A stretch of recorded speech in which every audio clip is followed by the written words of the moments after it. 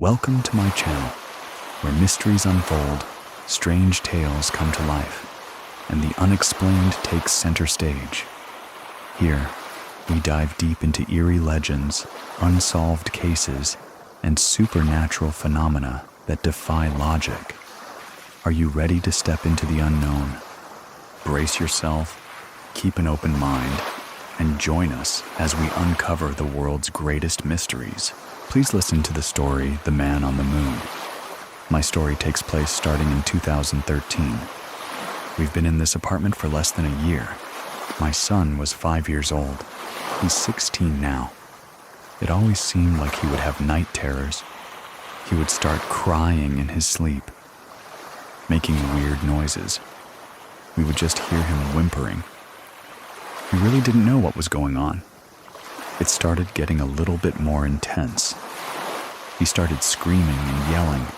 This would always happen between 11:30 and 12, when I would be getting ready to go to bed. We would go in the room, his body would be straight. It looked like somebody pulled his legs. His feet would go flat, and his hands would be to his side. But he was still sleeping, and he would be screaming. The screaming will last for about 5 minutes, and we lived in an apartment building complex. So, I always thought that people would think that we were doing something to my son and he was screaming. After that, he would always yawn and turn right back around and sleep peacefully for the rest of the night. We were dealing with this for about 2 months.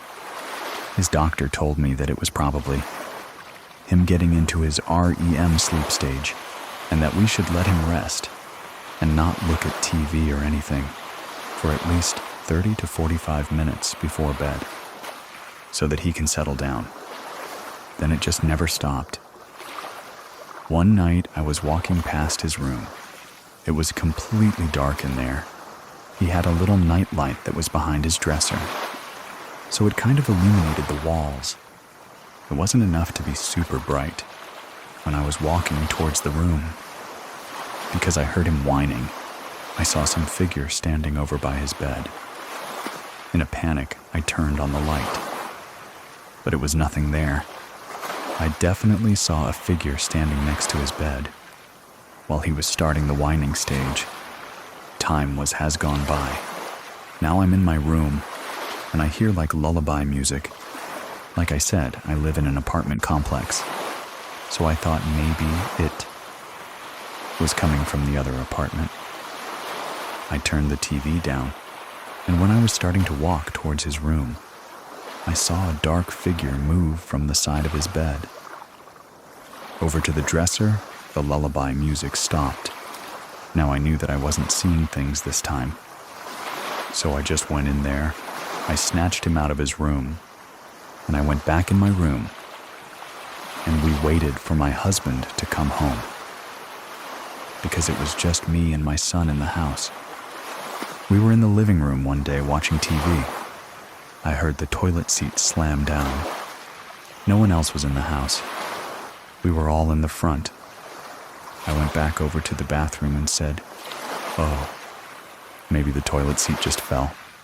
When I went back there, the toilet seat was actually still up. It never fell down.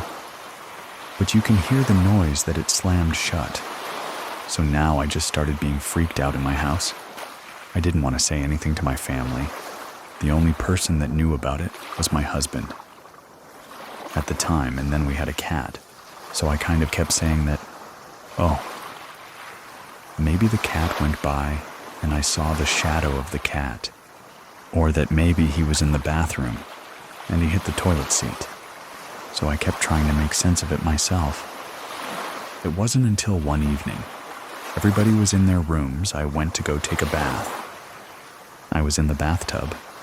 I decided to lay back, relax. I put my cloth over my face and I was just laying there.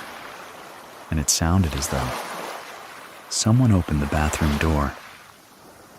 But I took it off thinking it was my husband or my son coming in the room, but it was no one there. I closed my eyes and just laid back. Out of nowhere, It felt like someone smacked me in my face. I felt a hand print the burning sensation. I jumped up out of the bathroom, ran out of there, went to go tell my husband and was like, okay, that's it. At that time, my son started screaming and had another night terror. While I'm panicking trying to talk to my husband, he starts screaming and we had to rush into his room. And it was just one of his regulars, screaming night terrors. But this one got a little bit more intense. It lasted way longer. And I thought he was actually going into a seizure, so we called 911 and have them come out. By the time they got there, of course, my son is fast asleep. And then they had to wake him up to make sure he was okay. He's just looking at us like, "Why are you waking me up? What's going on?" They left, they cleared him. Everything was fine. It was a few days later after that, I decided to ask my son, "Do you remember any of these dreams that you're having at night?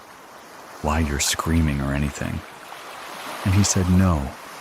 He doesn't remember any nightmares, or he wasn't scared when he went to sleep, or he didn't think of anything scary. I would never forget those words that came out of my 5-year-old's mouth. He just came out and said, "Oh, I talked to the man on the moon. I talk to him sometimes when I go to bed." I asked him who is the man on the moon, and he said he tells me to do bad things, but I don't want to, and I'm always yelling at him to leave me alone. Sometimes when he gets mad, he sets everything on fire, and he scratches me with a fork on my thumb. I asked him, "What does the man on the moon look like? What is he doing?" And he said, "Oh, he's very big, he's very red, he has a big fork," and he kept saying, "He scratches my thumb with it when I tell him no."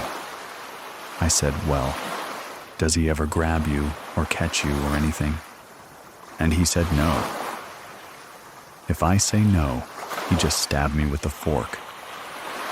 The next day, I told my mom. I started telling her everything that was going on. My mom always believed in the Bible, and she believes that there are spirits, and that there are angels and demons walking around. So, that's why I was happy that I was able to talk to her. We went to church that Sunday, and we talked to my priest, and I explained to him the night terrors. I told the doctor they kept saying that children's have active imaginations, but I just felt that there was something else going on because of all the other things that was happening around the priest. He said that my son had a bright aura around him, like he's very protected, and maybe that's why the dreams come, and is trying to break that aura, but it can't get through. So he gave us holy water. He gave us Bible verses that we should recite before he goes to bed when he's saying his prayers. He told us to leave the Bible open on a certain page so we can have that verse after we say it. I was supposed to cross him with holy water. And then we will put a rosary that he gave us under his pillow. Now my son is still 5, so he's really excited about putting the rosary under his pillow. He wants to go to bed and say prayers. The next day, I came into his room, and the pages were turned on the Bible. I asked my husband, "Did you touch the Bible? Did you change it?" He said no. Then, while I was making up his bed, I went to go look for his rosary. I couldn't find the rosary. I asked him, "Did he take the rosary out at night? What did he wake up? Was he scared or anything?" He said no. I was looking all the way, all over the floor. And then I found the rosary under his bed, behind the headboard. Not where he could push it, because he had a toddler bed, so there was no gaps where it would just fall through. Someone had to physically take that rosary and put it under the bed for it to be there. I started panicking about that. I told my mom what was going on again. She said, well, just continue to keep doing it. Every night we would read the Bible verse. We would do the holy water. A month after that, the night terrors completely stopped. I ended up having another baby. We decided it was time to move. I started freaking out. Because the place that we were moving to is kind of behind the cemetery, there's a house in between us and the cemetery. All of those memories started coming back. We ended up moving on December of 2015. My second son was born January 11th. We were in our new apartment. First, started having these strange noises in my house. One night I'm in my room, and I heard the same lullaby song that I heard those many years ago, and I turned on the TV and I thought, I must be losing my mind, I'm paranoid. I went towards the room again. I saw a black figure dart from his crib and the noise stopped. I'm thinking now, the cemetery behind me, the past everything is coming back into play. I start telling my husband, I need to go back to the priest. I need to tell him what's going on. Maybe a week after that, I'm laying in my room and I could not get to sleep because it felt like someone was staring at me from my hallway. I was turning around and I opened my eyes, and next to my dresser, I saw that black figure that I've seen multiple times. This time, it did not vanish. I was staring at it while I was trying to move and tap my husband and let him know that something's there. It flew toward me. The only thing that I could do at that moment was flip over my husband because it lunged toward me so fast. I didn't know what else to do.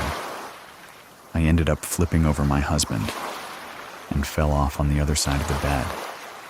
When he woke up and then was asking me what was wrong, I explained to him what was going on. That black figure that I keep seeing randomly, it's back and it's trying to attack me. I was terrified.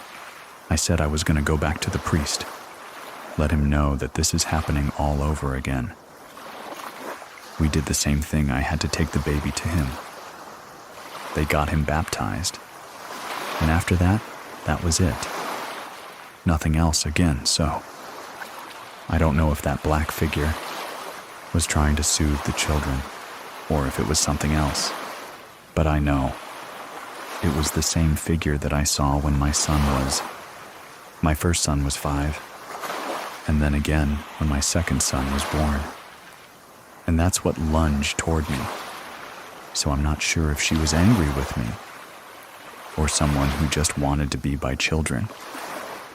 But I would feel this presence in my home, as if someone was always watching me. But I never saw the figure again.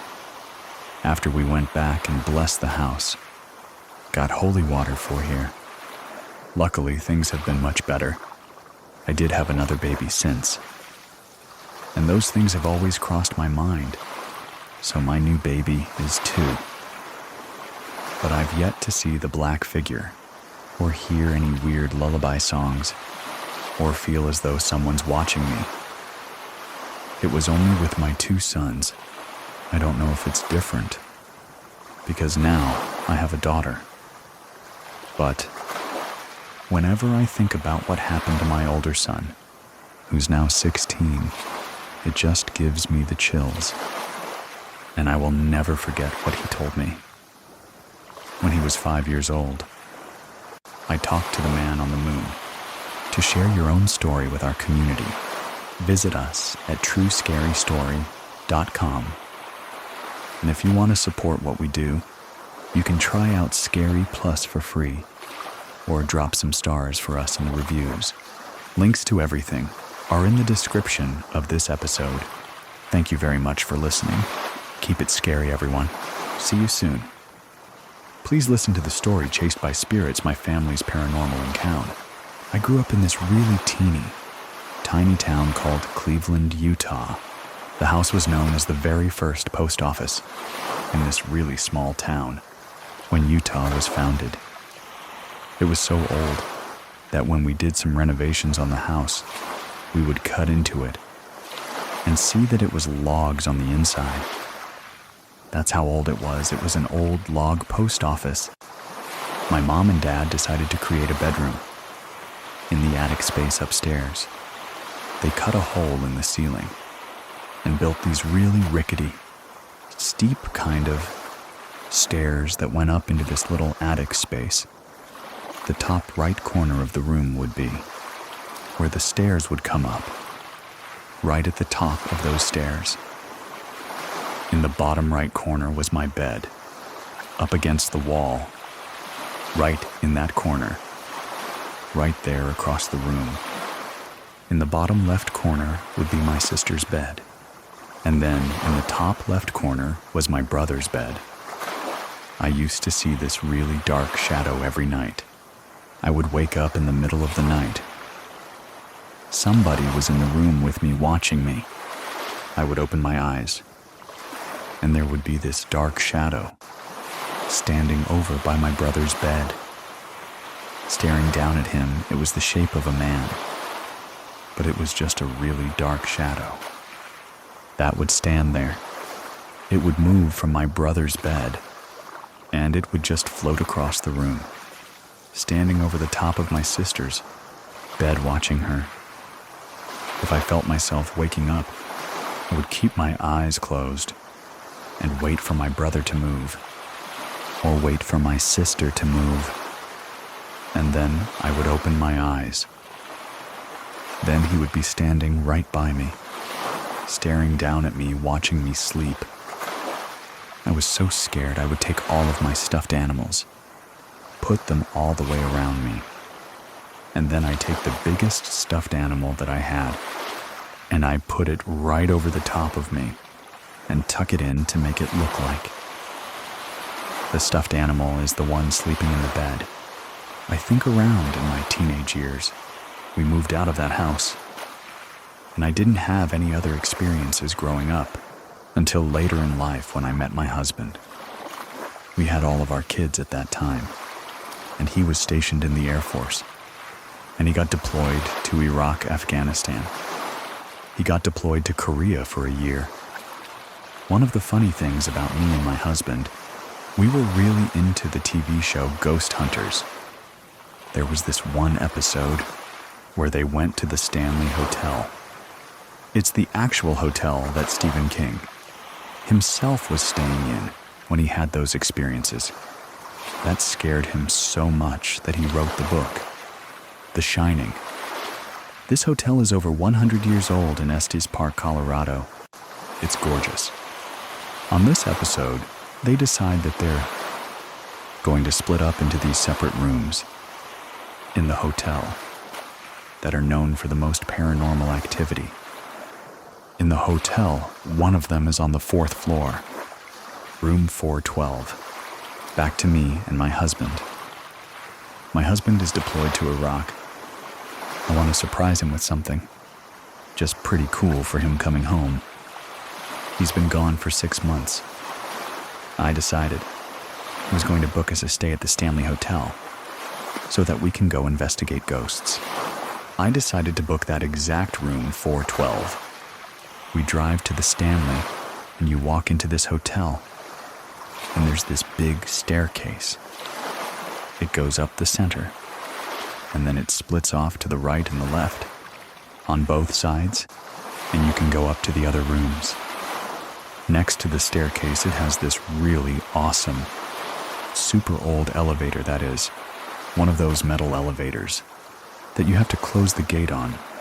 Old, rickety, and really loud. We get our key for the room, so we get in the elevator and we go upstairs. Step off the elevator, and the room that is haunted is right next to that elevator. We get in the room and go check out the closet. This closet is 100 years old, full hard wood. It's got one of those really old doorknobs on it that are really hard to turn. It's super heavy. On the backside of the closet is that elevator. We checked that out. We checked the room out. It was really pretty. It had a really old bathroom in it, the really super old Victorian sink with on the inside.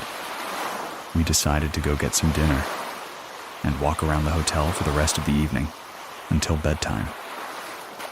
So nothing happened to us that night. When we were walking around checking out the hotel, and we took the tour. The tour guide was this really cool old guy that had actually done the tour for ghost hunters. When they came, he was their tour guide. We noticed that on our tour. The guy goes right up to the room we're staying in, stood outside of the door, and sit there and tell the stories about what happens in there. How people have lost things. Me and my husband are just sitting there thinking, yeah, we're staying in this room tonight. We even told the people that were on the tour with us. We're like, yeah, this is our room. We're going to stay in there. You guys want to look in there? And they were all pretty excited to go in and check out the room. And we ended the tour and went to eat dinner. And then we went back up to the room. And it was time for bed. We decided that we were going to go and take a shower. Together, we're in the bathroom, talking about how nothing's happened to us. It doesn't seem very creepy. There was 3 bulbs in this one light fixture above the bathroom sink. As soon as we were talking about this happening, the light bulbs all shattered. We got out of the shower and called downstairs. I told the lady at the desk what had happened. She said that they were going to send somebody up to come and take care of it. Things like that happen all the time in that room. I just don't know what could have caused that. They came up, they cleaned it up, they left the room, and me and my husband get into bed. And we're laying there, and I'm trying to go to sleep. This bed is facing the closet. So if you're sitting up in bed, you're looking right at the closet. I get this really dark, heavy feeling. There is something in this room. I open my eyes. I look up. Right above the bed is a fan, a ceiling fan, and right next to the ceiling fan, there is this woman floating there. She had a really long, dark hair. I'm looking at her. I start grabbing my husband's arm, shaking him, and I'm like, honey, do you see her? She's right there. And I'm hyperventilating. He wakes up, sits right up, and he's like, where? Where? And I'm like, she's right there in front of us. At that point, she starts moving towards me. And I take a breath and I'm like, hi. She stops, tips her head sideways. We laid down to go back to sleep, and I could not go to sleep. The morning after, we went downstairs to go tell the people that I had an experience. There's a tour guide there. And I tell her what had happened to me last night. And she kind of just, yeah, that happens all the time. It seemed like she didn't believe me, didn't take me seriously. We decided we were going to go look around the town and check out the hotel more. It's pretty big. It's got a few outbuildings too. We spent the day just being tourists. We get back to the hotel. My husband decides what he's going to do.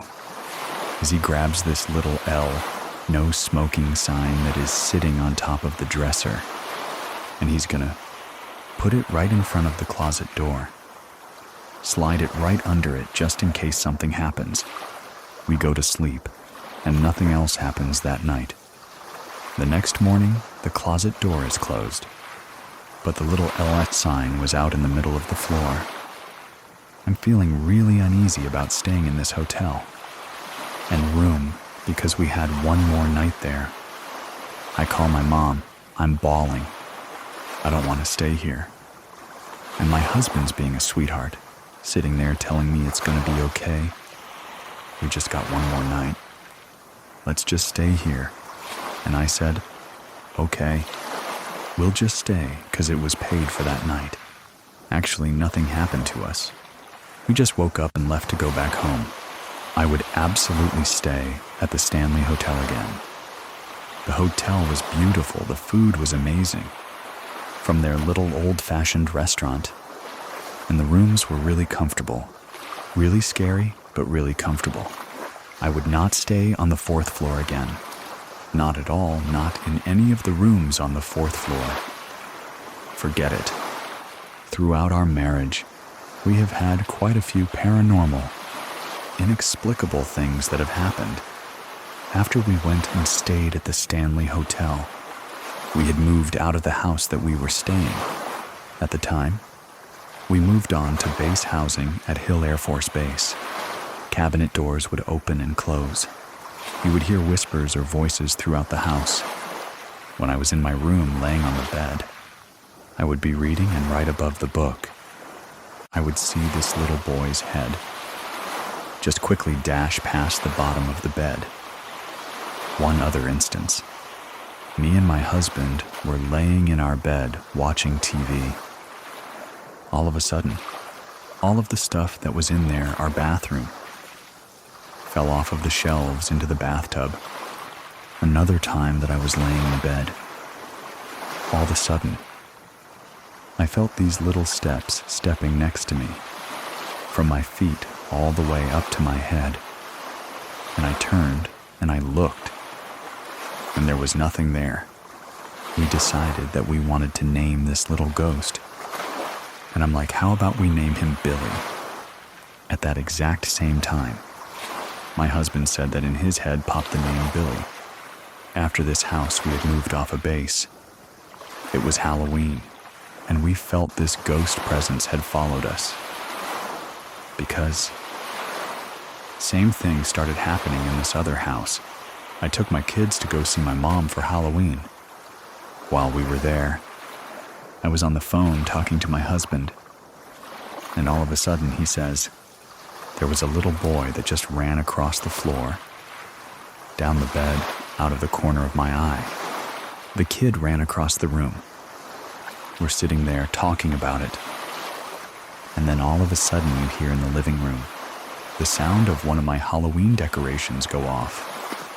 This Halloween decoration, it was broken. The motion active part of it was busted, and it was an old gravestone that would crack open and scream at you. The only way for it to go off was for somebody to push it. We moved to Montana. We had a bunch of things happen in that house. My children saw these things. My son Lincoln, he is very sensitive. A couple of days ago, I was in my room. My son's girlfriend. I was going to show her something on my phone. I was walking down my hallway, passing the kitchen, and out of the corner of my eye, I see my son standing in the kitchen. In front of the sink, his back was to me. I thought, okay, I'm going to go show Lincoln first. When I turned to look into the kitchen, he's not there. He is not there. There is nobody there. He comes walking in through the family room. In the back door, I explained to him. This ghost, or mimic, or whatever this was, looked just like him. I have no idea what that was. But it scared the crap out of me. That's the first time something's happened to me, personally, in this house. I'm hoping nothing else happens here. I'm almost over the whole ghost thing. Haha, balding. We have had other situations where we would be sitting out on the porch. We live up in Willow, Alaska. It's a really tiny town in the middle of the forest. We have neighbors that aren't very close to us. We would be sitting out on the porch, and you would hear strange howls, moans, and growls over in that forest. Over there, across the lake, we're avid hunters. We know what it sounds like when a moose is in heat. Just doesn't sound anything like that. Me and my son and his friends, we always talk about shapeshifters up here all the time. Skinwalkers is a big deal in Alaska. A skinwalker can take certain forms of people or things. I don't know if it could have possibly been something like that. I can't tell you. I really have no idea what it could possibly have been. I don't know if it's the places that we've lived in, or if it's because my side of the family, is so sensitive to ghosts, or if it's Lincoln himself. If he attracts these things coming to us everywhere that we've been, in all of the houses that we've lived in. I haven't really been very scared, even though we've had these experiences happen to us. Every time I'm thinking that we're in a new place, it's going to be great. There's nothing going to happen. Then something happens. You can share your story with us over at True Scary Storycom, and to listen without ads and support the show at the same time. Visit scaryplus.com. If you're following the show, I'll talk to you next week. Thank you very much for listening. Keep it scary, everyone. See you soon. Everyone, see you soon. Everyone, please listen to the story Rental House of Horrors. We were going to an event in Oregon to see my family. My mom had booked this Airbnb. We ended up getting there at nighttime. My mom and her best friend. When they got to the house, there was smoke coming out of the ground.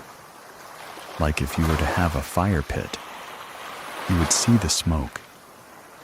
But there was no fire pit. It was smoke coming out of the ground. They don't know how it got there.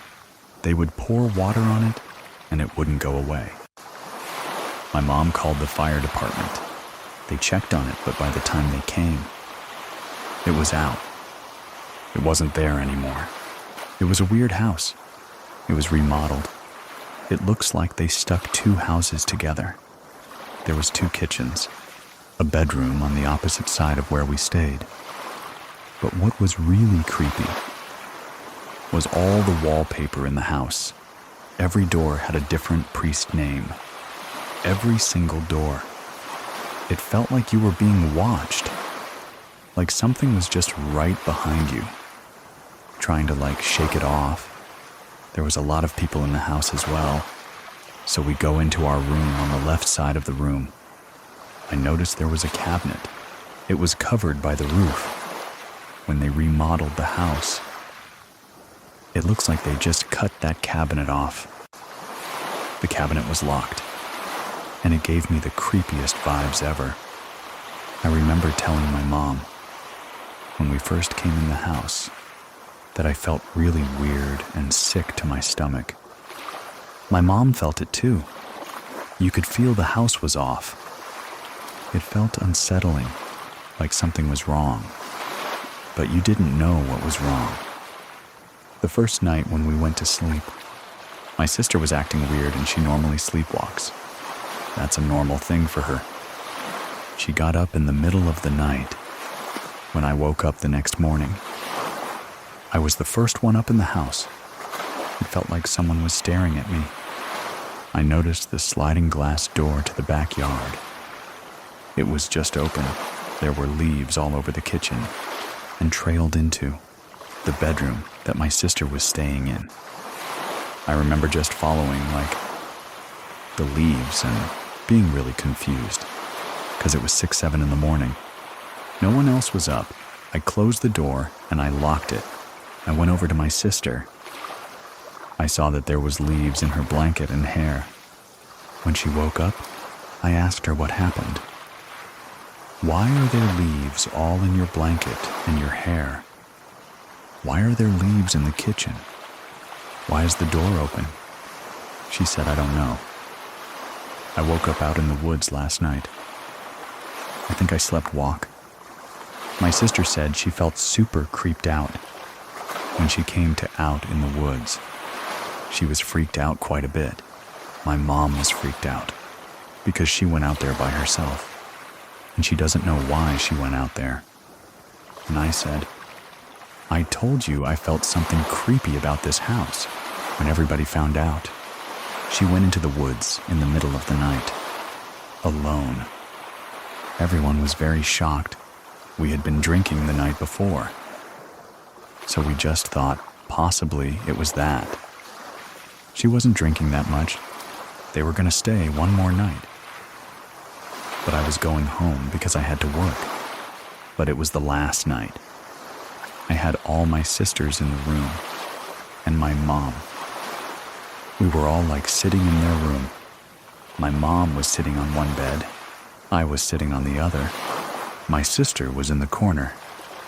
My sister had her dog right next to her. He doesn't normally bark at random things.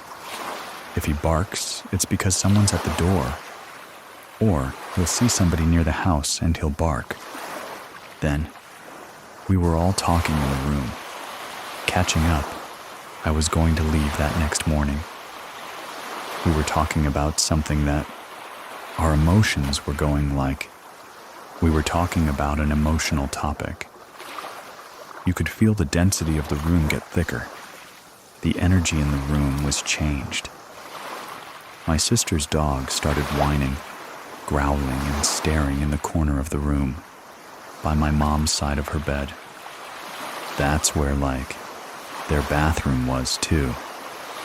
He was growling at something. We could not see in the corner of the room. There was nothing there.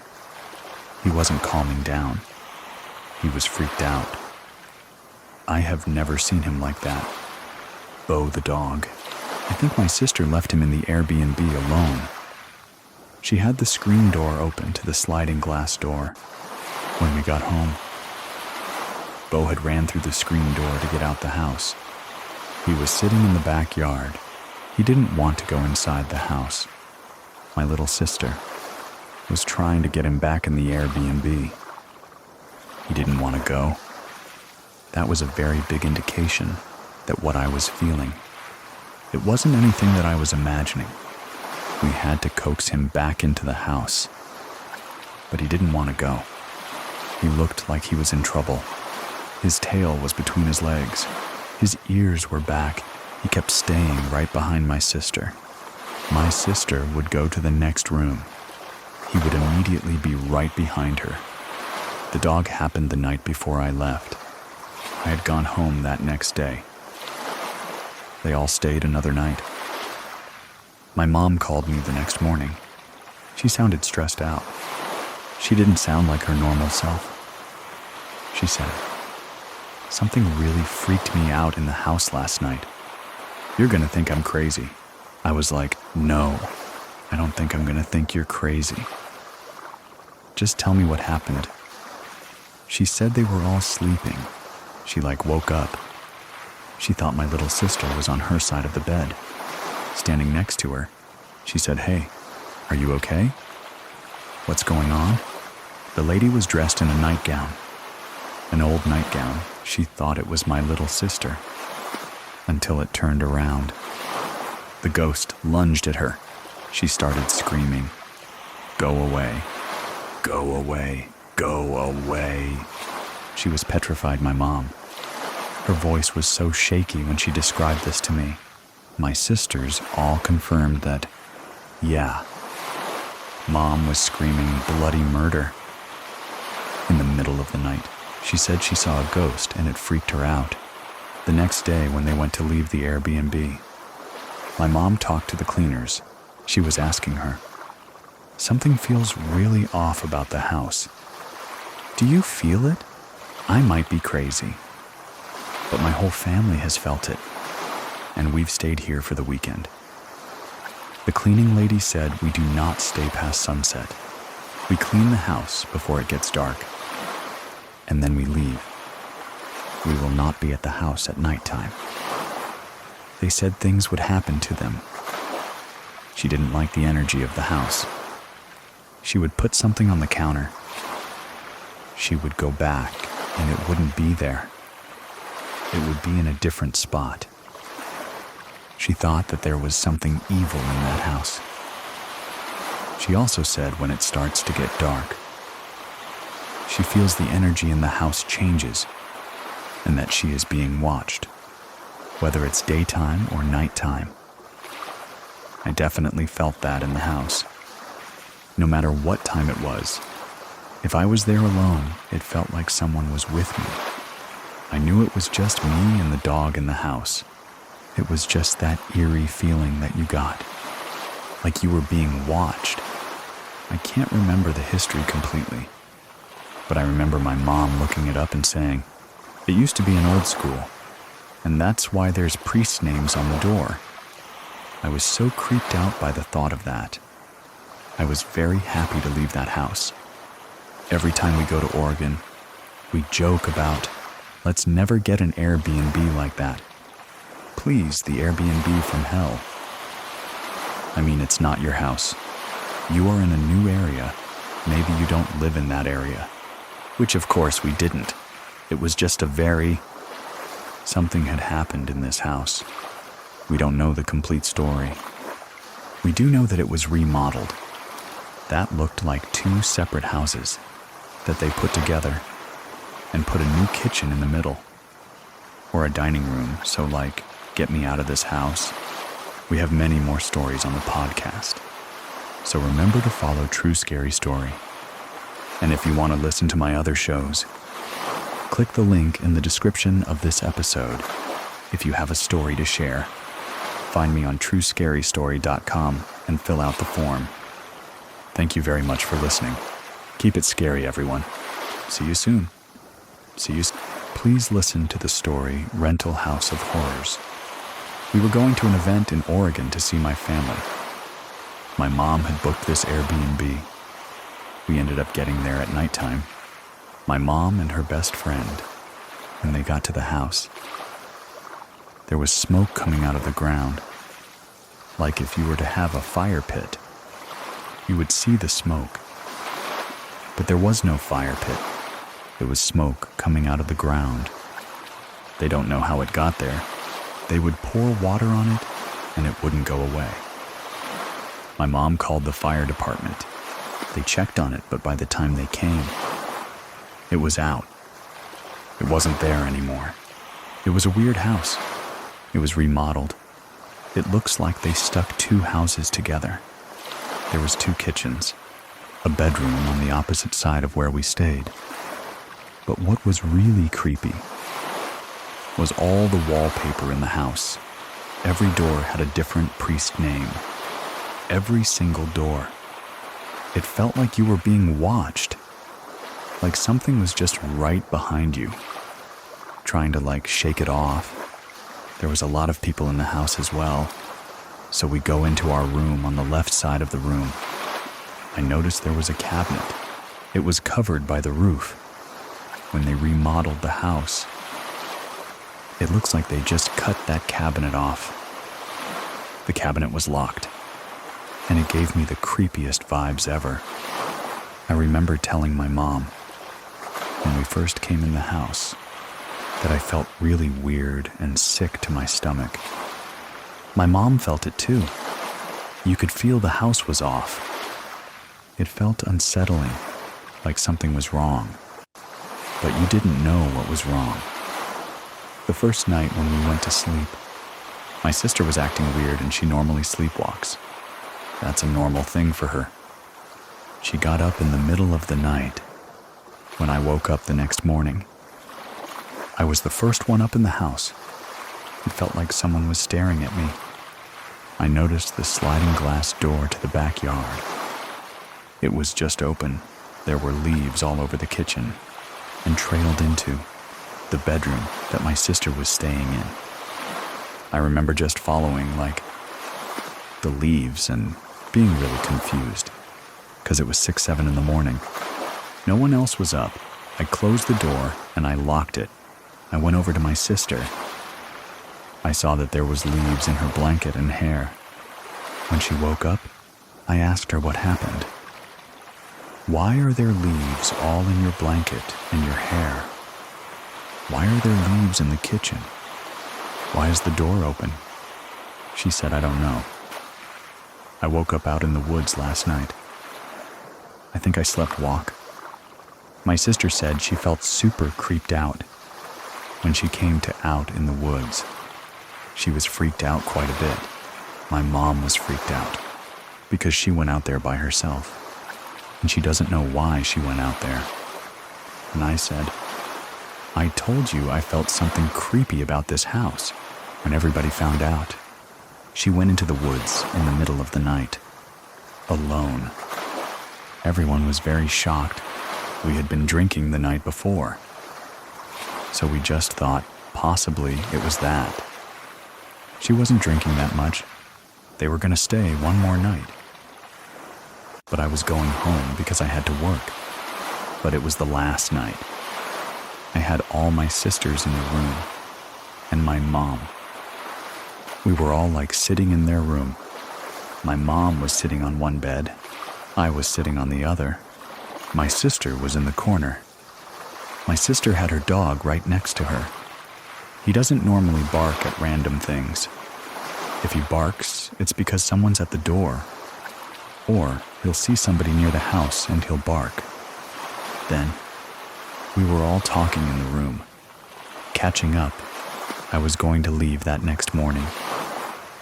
We were talking about something that our emotions were going like. We were talking about an emotional topic. You could feel the density of the room get thicker. The energy in the room was changed. My sister's dog started whining, growling and staring in the corner of the room, by my mom's side of her bed. That's where, like, their bathroom was, too. He was growling at something. We could not see in the corner of the room. There was nothing there. He wasn't calming down. He was freaked out. I have never seen him like that. Bo the dog. I think my sister left him in the Airbnb alone.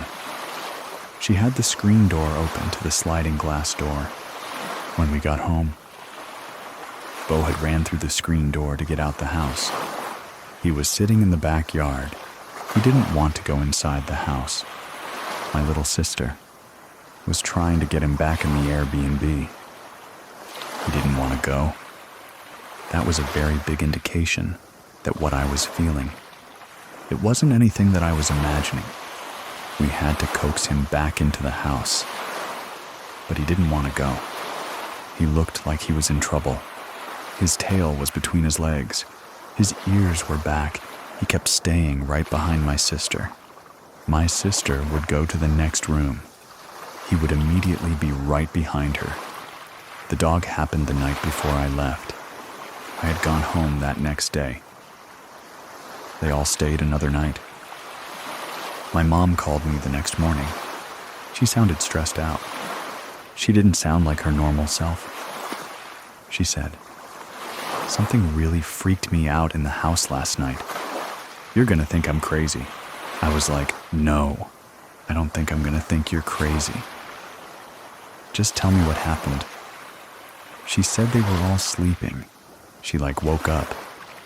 She thought my little sister was on her side of the bed. Standing next to her, she said, "Hey, are you okay? What's going on?" The lady was dressed in a nightgown. An old nightgown. She thought it was my little sister. Until it turned around. The ghost lunged at her. She started screaming, "Go away. Go away. Go away." She was petrified, my mom. Her voice was so shaky when she described this to me.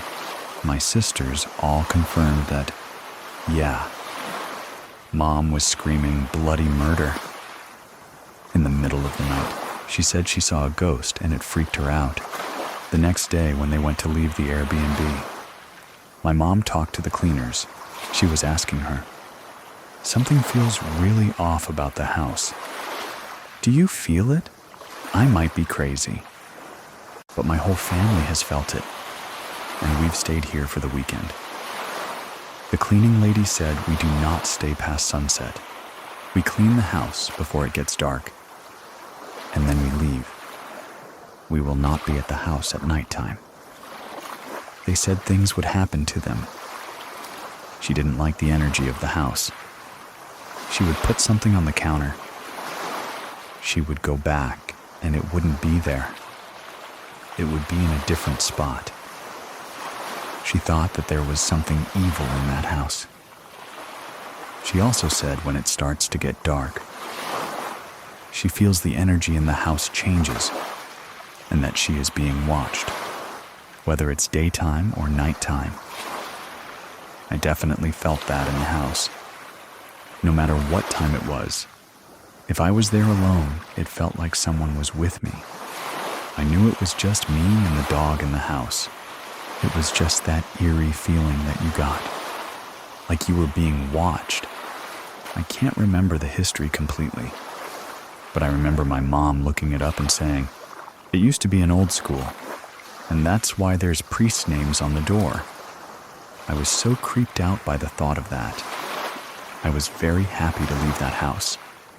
Every time we go to Oregon, we joke about, let's never get an Airbnb like that. Please, the Airbnb from hell. I mean, it's not your house. You are in a new area. Maybe you don't live in that area. Which of course we didn't. It was just something had happened in this house. We don't know the complete story. We do know that it was remodeled. That looked like two separate houses that they put together and put a new kitchen in the middle, or a dining room, so like, get me out of this house. We have many more stories on the podcast, so remember to follow True Scary Story. And if you want to listen to my other shows, click the link in the description of this episode if you have a story to share. Find me on truescarystory.com and fill out the form. Thank you very much for listening. Keep it scary, everyone. See you soon. Please listen to the story, The Man in the Green Hat, A Lifetime of Haunting. Some people live in haunted houses. But what if the hauntings follow you everywhere? From sleep paralysis to ghostly whispers. Something has always been watching him. My name is Edwin, and here is Ted's True Scary Story. My name is Ted. I'm from Vietnam, and I came here when I was a teenager. I was 13. I'm from Orange County, California. It already started when I was in high school, in the early to mid-2000s. We lived in an apartment for low-income folks. And really the first time editing the I've experienced was one afternoon when, after I got home from school, usually my parents will be at work. My siblings, they will be at school. So I will be home by myself for a couple of hours. In this apartment, once you walk in, you hit the living room first. And then on your left side, you see the kitchen window. And on the right side is a hallway to the bedroom. I came home and I heard water running in the kitchen. And I heard the opening and closing of the kitchen cupboard. Thinking, maybe it's my mom. Sometimes she would come home early. I turned right into the hallway to go to the bedroom, just to take a nap after school. And I yelled out to my mom, who say, "Hey, can you wake me up in a couple hours?" And I heard her reply. It was a raspy female voice. "Okay, Con. Okay, my son in Vietnamese." Voice was raspy, so I thought, maybe she's sick and she must have a cough. And that's why she was raspy. And that's why she don't come home early from work. So I went to took a nap, and then about an hour later, I got a phone call, and it was my mom. So I answered it, and she said, "Hey, what did you want to eat?" Because she had to stay late at work, and she was not going to go to cook dinner. And I realized that whoever it was in the kitchen early was not my mom. That time right before sunset, when it's still light outside. But then, inside your house is still dark. It was pitch black, and inside was an eerie silence. And I told my mom, "Please come home early," and I was like a teenager. But I was still a kid. I sat up in bed, and I was so afraid. I didn't want to move, because I didn't close the bedroom door. And now, I'm staring into the dark hallway, and the whole time thinking, who was that? Thankfully, my dad came home only 20 minutes later, and I asked everyone in the house, did anyone come home earlier? And no one said that they did. Just chalked it up to my imagination. But it left a nagging feeling that it was something more than that. About 6 months later, I just gotten back from a wrestling practice, and I was exhausted, so I dozed off to sleep, and usually I had a radio alarm clock next to me, and I was fall asleep listening to the radio. This time, I woke up suddenly and not knowing where I was. I woke up, but my eyes were still closed. I heard there's music playing from the radio, and I remember I left the radio on when I went to sleep. I realized I must be in bed, so I opened my eyes, and I could no longer hear the song, and I was staring at the ceiling, unable to move. So I yelled out, "Mama." I could only hear the sound in my head because my mouth wouldn't open. So I closed my eyes for a moment, and I heard the song. The song was on radio, so I knew that I was in bed. And also I know I was awake, but I could not move, so I opened my eyes, looked at the ceiling, and I could not move, and I couldn't hear the song anymore. So I kept doing that. I don't know how long. It felt very long. I felt my arms and my legs moving finally. So I was like, yes, I'm finally awake, and I was sleeping on the edge of the bed. So I thought, if I turn over and I fell down, it hurts, but then I would wake up. So I try moving my arms and my legs over, and I turn over, and I felt my body falling, and I felt the thud as it hit the floor, and I felt the shock and the pain of it. I must be awake by now, so I opened my eyes, and I'm still back in bed looking at the ceiling. I tried again. I tried falling off the bed again, and it kept doing it, and I was stuck in a nightmare. But a few times, I finally woke up. When I woke up, I couldn't trust that I was really awake. I was sweating so much, and it was that cold sweat, and my shirt was damp with sweat, and my heart was racing. That was the first time that I truly felt afraid. Is fear being locked inside your own body? Shortly after that, I had my first vivid or lucid dream.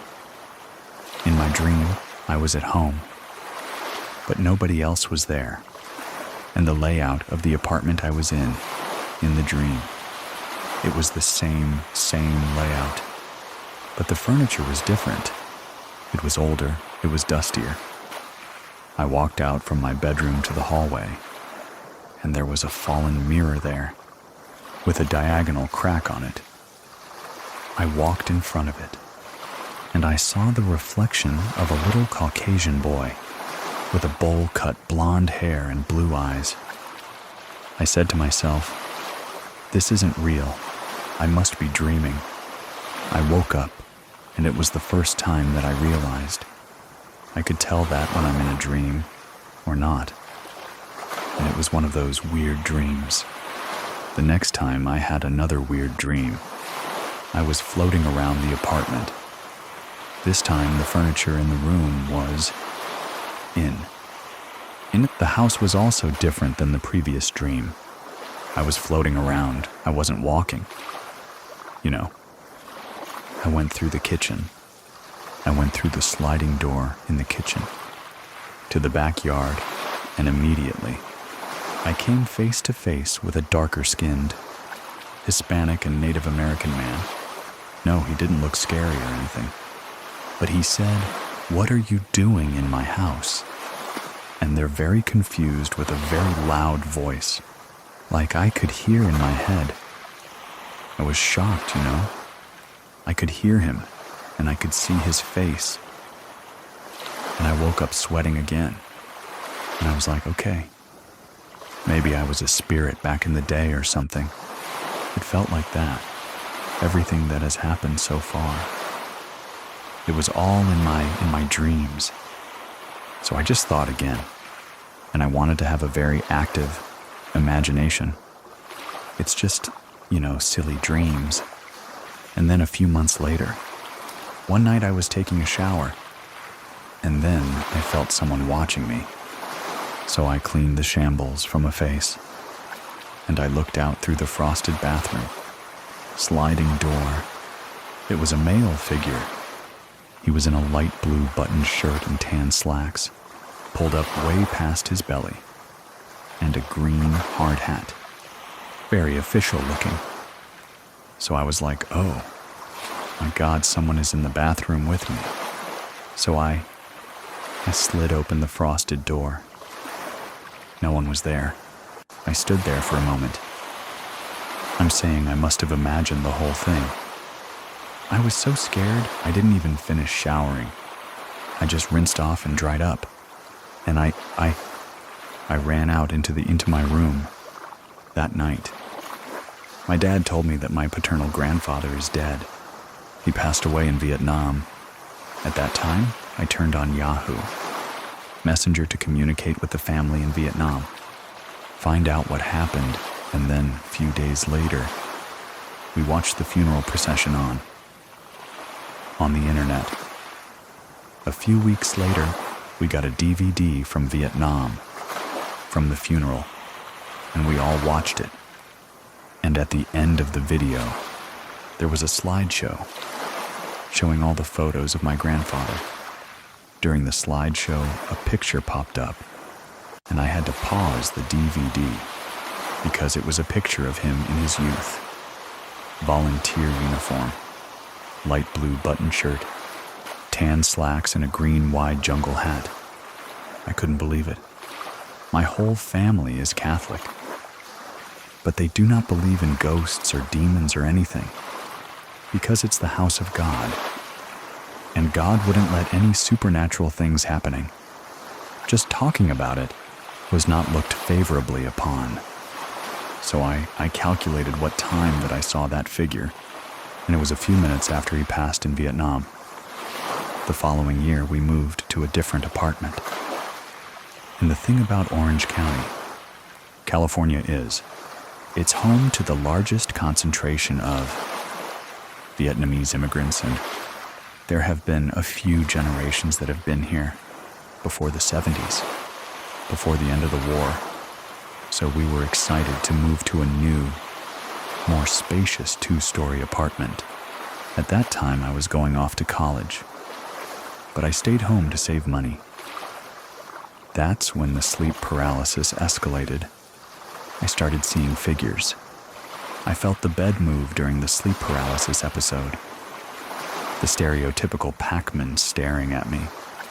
They had women straddling me while I'm in the sleep paralysis and looking at me. One time, I was sleeping in the living room on the couch, and I had sleep paralysis, and I heard someone walking up the stairs. So it was a 2-story apartment. So it's a 2nd story who had stairs going up. So I was, in the living room. I had sleep paralysis. And I heard someone moving up the stairs, slowly but intentionally walking, so you can hear them. The first step, dude, dude, dude. And a deep voicemail said, I'm coming to get you. And by this time, I'm used to it. So I knew how to wake myself out of sleep paralysis. I just used to shake my head really hard. And if I shake it really hard, I would wake up. I'm a very skeptical person. I like to think I'm rational. So I looked into it, and there was proposed theories on how or why sleep paralysis happens. It's the theta brainwaves, invading other type of brainwaves during sleep. And normally your body is paralyzed, so you don't act out your dreams. So sometimes you wake up and your mind is woken up, but your body hasn't woken up with it. So you're still paralyzed.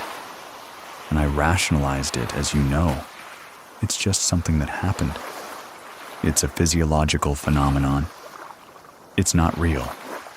So I just kept on living my life. And with sleep paralysis, as you know, that is something common. And then one night, I was studying in the living room again. Well, early into the morning, around 3 a.m., I heard footsteps coming from the bedroom upstairs. Let's not tune abnormal. You know, people in my family, they would come down for a glass of water. But this time, it was my teenage sister. She had like a dazed look on her face. She was staring in a distance as she was walking through the living room, as she walked into the kitchen. So I thought maybe she's sleepwalking. And it's the first time I've seen someone sleepwalking. So I pay attention. I didn't want to wake her, because I read all the lore that you're not supposed to wake a person that's sleepwalking. You just guide them back to bed. So she walked to the kitchen, and she walked to the kitchen window. She opened imaginary door. She looked up and down, and then she closed the door. And she turned around and went back to bed. So a few weeks later, I found out, incidentally, from the landlord that the tenant before last, they had a brown fridge next to the kitchen window. The pictures he took before they moved out. Because before people move out back then, they just came in and took pictures to see if there's any damage. He dug it up, he showed me.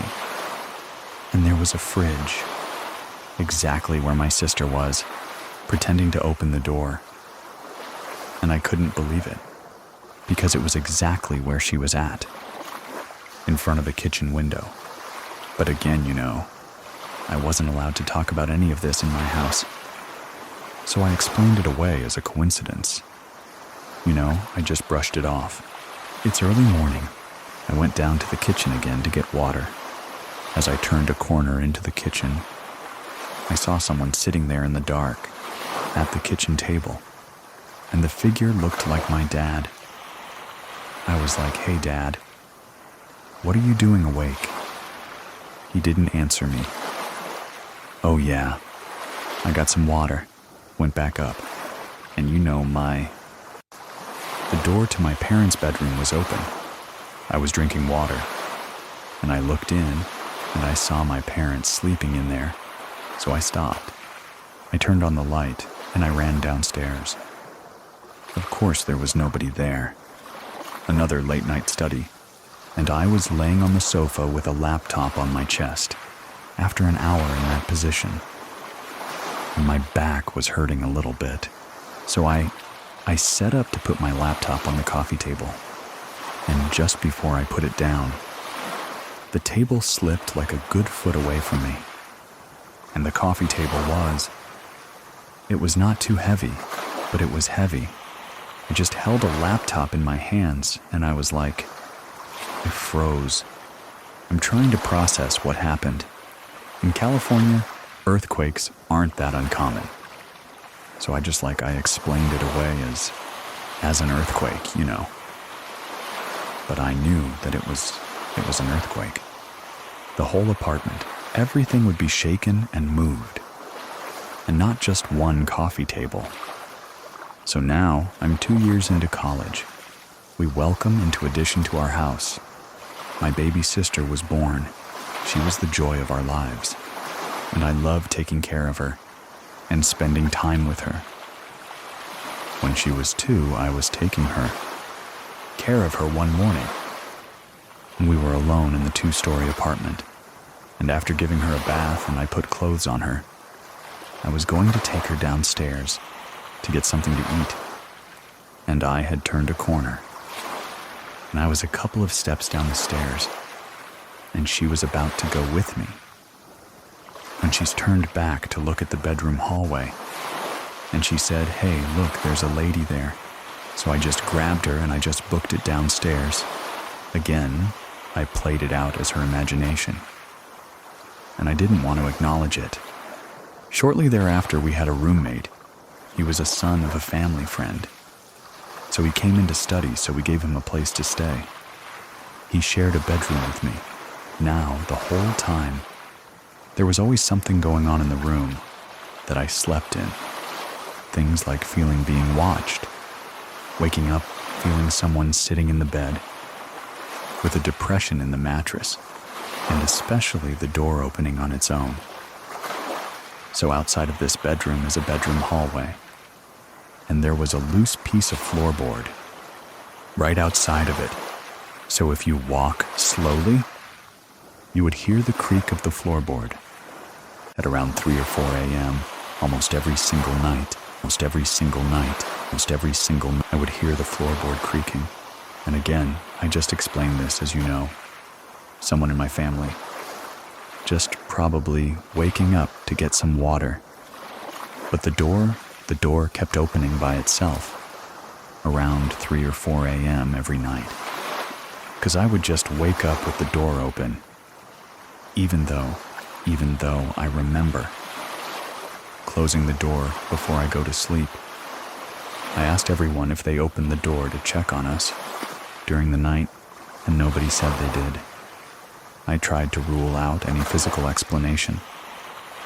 We closed the window, so there's no draft that was pulling the door open from outside. We changed the locks, we changed the door. Then we changed the hole in the door frame, where the locking mechanism goes in. So basically, we changed the whole thing, sort of changing the frame cause. You know, it was a rented apartment, but the door kept opening. And so one night, we were up in bed. He was in his bed, I was in my bed. We were each on our laptop. And then we heard the door handle turning. We looked to see who's checking on us, but the door creaked open, and the door had no turn back. There was nobody there. The door was in this place, and you had to turn the handle and push to open it. Finally, I got up and I closed the door and I locked it. Then I was convinced that there was no explanation for a lot of stuff that was happening. The first EVP that we captured, my roommate was an amateur rapper. He would write and record a song. It was like a whole thing in the late 2000s. One afternoon I came back from class, and I saw him laying in his bed with his headphones on, editing his songs. This time he was staring at his laptop, and his face was like flushed, like he was like red, and he looked shocked. So he told me to come here, put your headphone on, and listen to this. So he had his audio playback open, and I saw the different spikes of his voice on the audiogram. Before those specks of his voice, there was one single spike. So he played it. The voice of an older man in Vietnamese rang land, which is keep going. And he was visibly scared. And I didn't know what EVP was so surreal at that time. So I put a recorder in my room later and went to school. I made sure that all the doors were closed. All the window was closed. There was no one at home during the day. That people either went to work, or went to school. So I got home that day and I listened to the playback. 4 hours of static nothing. I'm in the middle of doing math. I heard an older lady laughing. I guess from her age, she was a middle-aged lady. Again, I tried to rationalize it right. Maybe it was the sound from outside. But I checked with the neighbors. At that time, there was nobody around anyway. Went to school and went to work. It was weird, so I didn't try to record anything else. One night, I woke up in the middle of sleep, and I knew I was having sleep paralysis. I was laying on my side and was looking at my roommate. I said I couldn't see his face, because there was a pale white legs in front of it, belonging to a girl, and she wasn't my sister, because her legs and thighs were not as thin as my sister's. I put white legs and it turned around. It started to bend down. I closed my eyes, because I knew whoever it was bent down to look at me.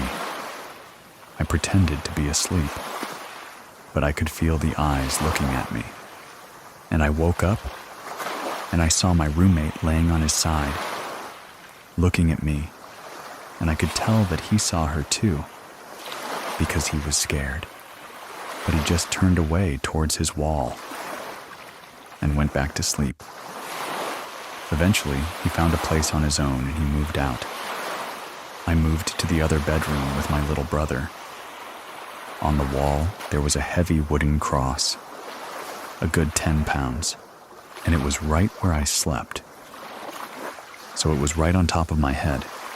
One night I was sleeping, and suddenly I heard someone yell in my left ear, "Tan." That's my Vietnamese name. I just jolted awake just as a reaction. I put my hands up. As I put my hands up, the cross fell into my hand. They pushed into my head. It hurt. I looked at my little brother, and he was sleeping. So if someone was really there, it would have hurt him. It was really loud, either in my ears or in my head. I was confused. There was a little bit of adrenaline too, because I woke up and something fell in my head. I put a cross on the table and put a pillow over my head and went back to sleep and try not to think about what happened. In Ikibindokus, we, the whole family, went back to Vietnam to visit our relatives for the first time. It's been like almost 10 years now. They always had a little vacation. I went to the Buddhist temple, where my grandfather's ashes were kept. It was in this little room, where all the other ashes were stored, with a picture of decased in front of it. There was a little ceremony, and it was very solemn atmosphere. And even though I was not a Buddhist, I put my hand together, and I listened as everyone else prayed.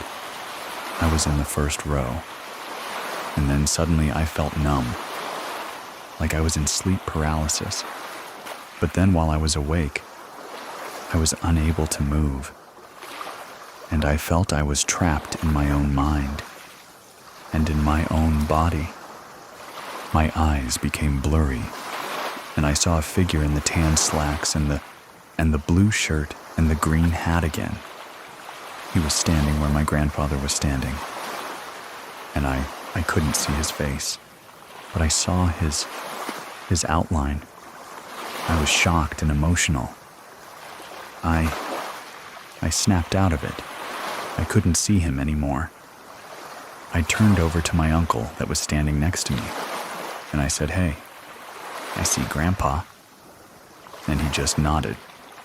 It was more natural to accept the paranormal in Buddhism. At that time, I felt relieved, glad that I saw my grandfather one last time. So I thought at the time. We stayed in Vietnam for a few more days. It's customary to have a shrine in the house, honoring the ancestors. So basically, you have a place where, with all the pictures of your ancestors, and people would come visit and reminisce about the family members. The shrine was on the 4th floor. It was a party. I was eating and drinking. I was drunk. I went upstairs to go lay down. I fell asleep with one of my uncle and aunt next to me. And 30 minutes or so after I went to sleep, I sat up. I looked at my uncle and my aunt with distant eyes. I stroked my imaginary beard, and I said, "Is Tam's family visiting?" Time is my dad's name, and I continue to say things that I couldn't have known about. Other family members, they called my dad up. I was talking to him as if I'm his grandfather. My dad is forever Catholic, but he went upstairs to the altar, and he lit an incense offering for the ancestors. Shortly after that, I fell back to sleep. My great-grandfather had a long beard, and I bear a resemblance to him. Even the mole on my face is the same mole that he had. That trip I had to go back to the US earlier. Classes was going to start. I got back by myself. I was tired and it was a different time zone, and I couldn't sleep. So I put on an exercise activity in the living room. I did an hour of cardio, and then I caught up with an hour of yoga. And at the end of the yoga session, there was a little meditation. So I closed my eyes, and the voice from the deity chanted in the And I didn't hide the volume up because, early in the morning, I didn't want to, disturb the neighbors. After a second on, I started to feel weightless and peaceful. And in the middle of the third, I felt a hot breath on my right ear, and I heard loud whispers of multiple voices that lasted for maybe half a second. And when I opened my eyes and I saw no one around me, I was still a little disoriented from the meditation. I tried to recollect what just happened. Did I really hear whispers? So I called my friend. I told him I'm going to sleep over at his house. I've seen enough scary movies. It's a bad idea. The other person that believed was my little sister. The one that was sleepwalking. She came home one night. Besides, she's the one in college now. She was parked in the car and she was outside. And she saw my dad washing dishes through the window on the second floor. And she came up and she asked him, "Hey, was your sister here?" My aunt. And he said, "No. It's late and she's probably at home." Why would she be here? And she told him that. "I saw you washing dishes by the window." And there was an older woman with white hair and a bun. Standing behind you, he became defensive. And I told her to stop watching scary movies and imagining things. Eventually, I moved out of the apartment, so I would come back sometimes to have a sleepover. One night, I went to sleep in the room where the crash fell. This room belongs to my little sister now. My sister's closed laptop was in the room. She was away on a school trip. I closed the door. I locked it. I didn't want anything funny to happen. I went to sleep. Suddenly, I was jolted awake. Loud music was playing. I turned on the light and the laptop was open. YouTube was on, and I told myself it was impossible. First of all, the laptop was closed, even if I was sleepwalking. I didn't know her password to log in. Whoever it was, want to play a prank with me? Or wants to know that, hey, welcome back. Eventually we moved out. I found out that it was not the apartment. It was me. So I moved on to professional school in another country. But my first day there, I was so tired. I just crashed on the bed. I didn't care if the bed was dirty or not. I just crashed. I was so exhausted. I opened my eyes to another sleep paralysis episode. I couldn't move. And I heard the door creaking open. It was an Asian woman. She was wearing those Chinese flowery pajamas, and she was young with a bowl-cut hair. She floated around my luggage. She went around it. Then she straddled me to put her legs on top of me. And she looked at me. We were having a staring contest. Her face was pale white. She didn't look evil. She was more like mischievous. She smiled at me. I smiled at her.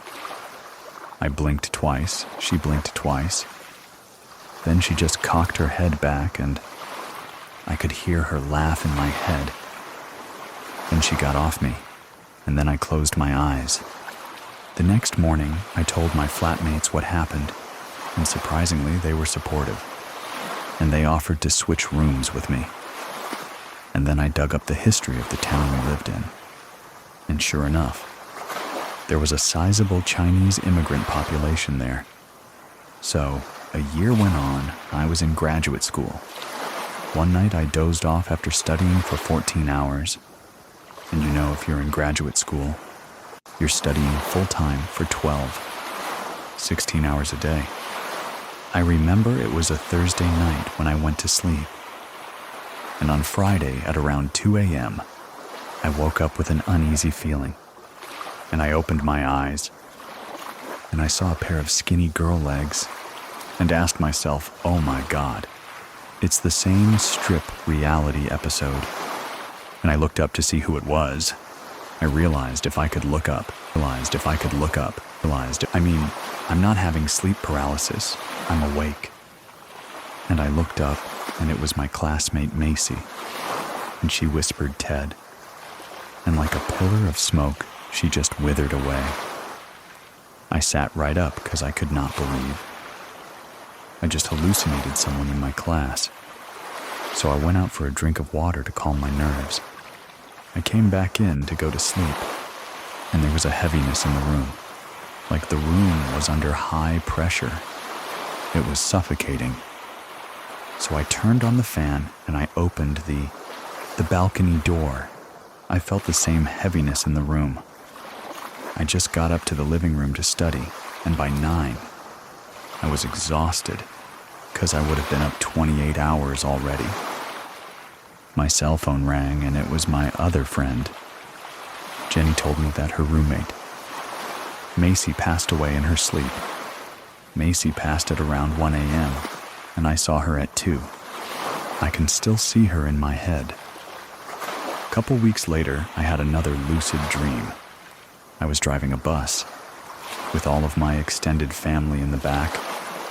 So I parked the bus at a roadside shack, and I told everyone, hey, wait here. I went to check out the location of this shack right. I stepped off the bus into the muddy ground. I felt the cold, dirty mud splash above my legs. I was wearing shorts for some reason. So I walked into the building. Behind the shack, there was a courtyard, and there was a couple rows of benches, and a few old Asian men were sitting there. I recognized the old man in the tan slacks, and the green hat. It was my grandfather. I also recognized my great-grandfather, the old man with the long beard, and in front of them there was like a shimmering, clear, invisible wall of force fields, like it was shimmering.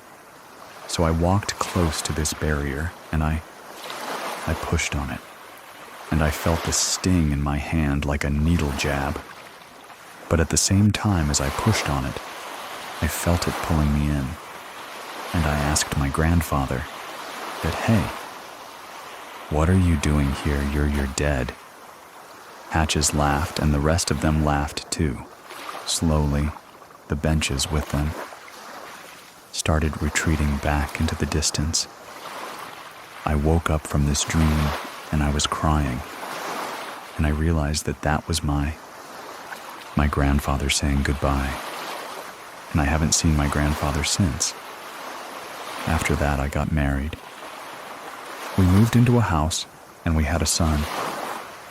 My 2-year-old toddler slept over at my mom's place, and he said he wouldn't go downstairs because great-grandfather was there. As for sure, I haven't told him about anything like that. I haven't told him about his grandfather or great-grandfather. Around this time, he started having an imaginary friend, like all toddlers do, but they would only play at 3 or 4 in the morning. That worried my wife a little bit because, you need to go to sleep. So one time at 7 p.m., and I was washing dishes in the kitchen, I heard feet running, and it was okay. My little partner. Why is he awake? Out of the hallway into the kitchen, a Caucasian white boy with bowl-cut hair and blue eyes. You remember this boy from the mirror. He ran out of the bedroom into the wall, and then my little toddler came out after him. I took a moment to collect myself and wanted to see what happened. The activities continued. At this time, we had another baby, 2 boys. I was holding a baby in the living room, and putting him to sleep, I was holding him. I was sitting in my chair in the living room, and the house was dark. There was a light that came through the window, probably from a passing car or so. In the living room, there's this liquor cabinet. The light shone into the liquor cabinet.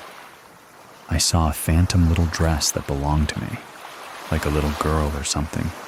It was flowing in front of the cabinet. Because it was a glass liquor cabinet, not only did I see the dress in front of the cabinet, I saw the reflection of it in the cabinet too. I didn't do anything, because I didn't want to wake the baby. That's the time that I thought to myself, is this another haunted house?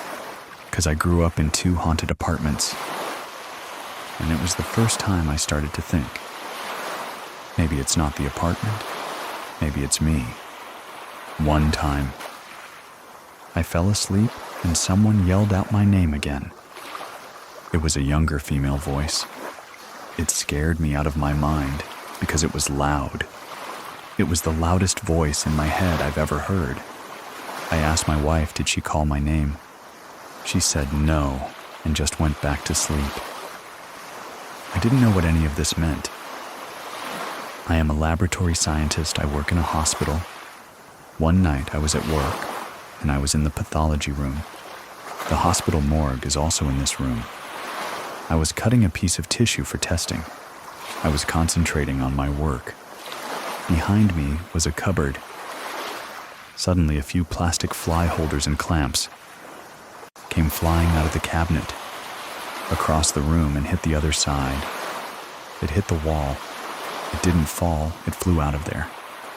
Violently flew out of there. But no, I was in the middle of cutting. I was in the sterile field. So I couldn't leave, so I just said out loud, "You know I'm working here. Leave me alone." I finished up as quickly as I could, and I ran out of there. One night I have a checklist in my head of what I needed to do. So I'm totally in the zone going on to the next task.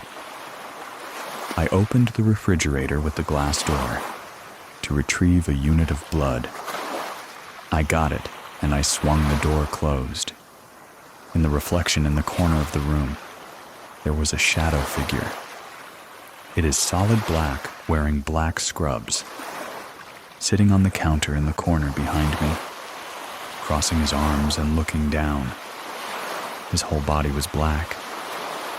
I didn't process what I saw until a couple seconds later. I turned around, and there was no one in there. I was the only person there. I just dropped everything. I just ran outside. I tell my coworker what just happened.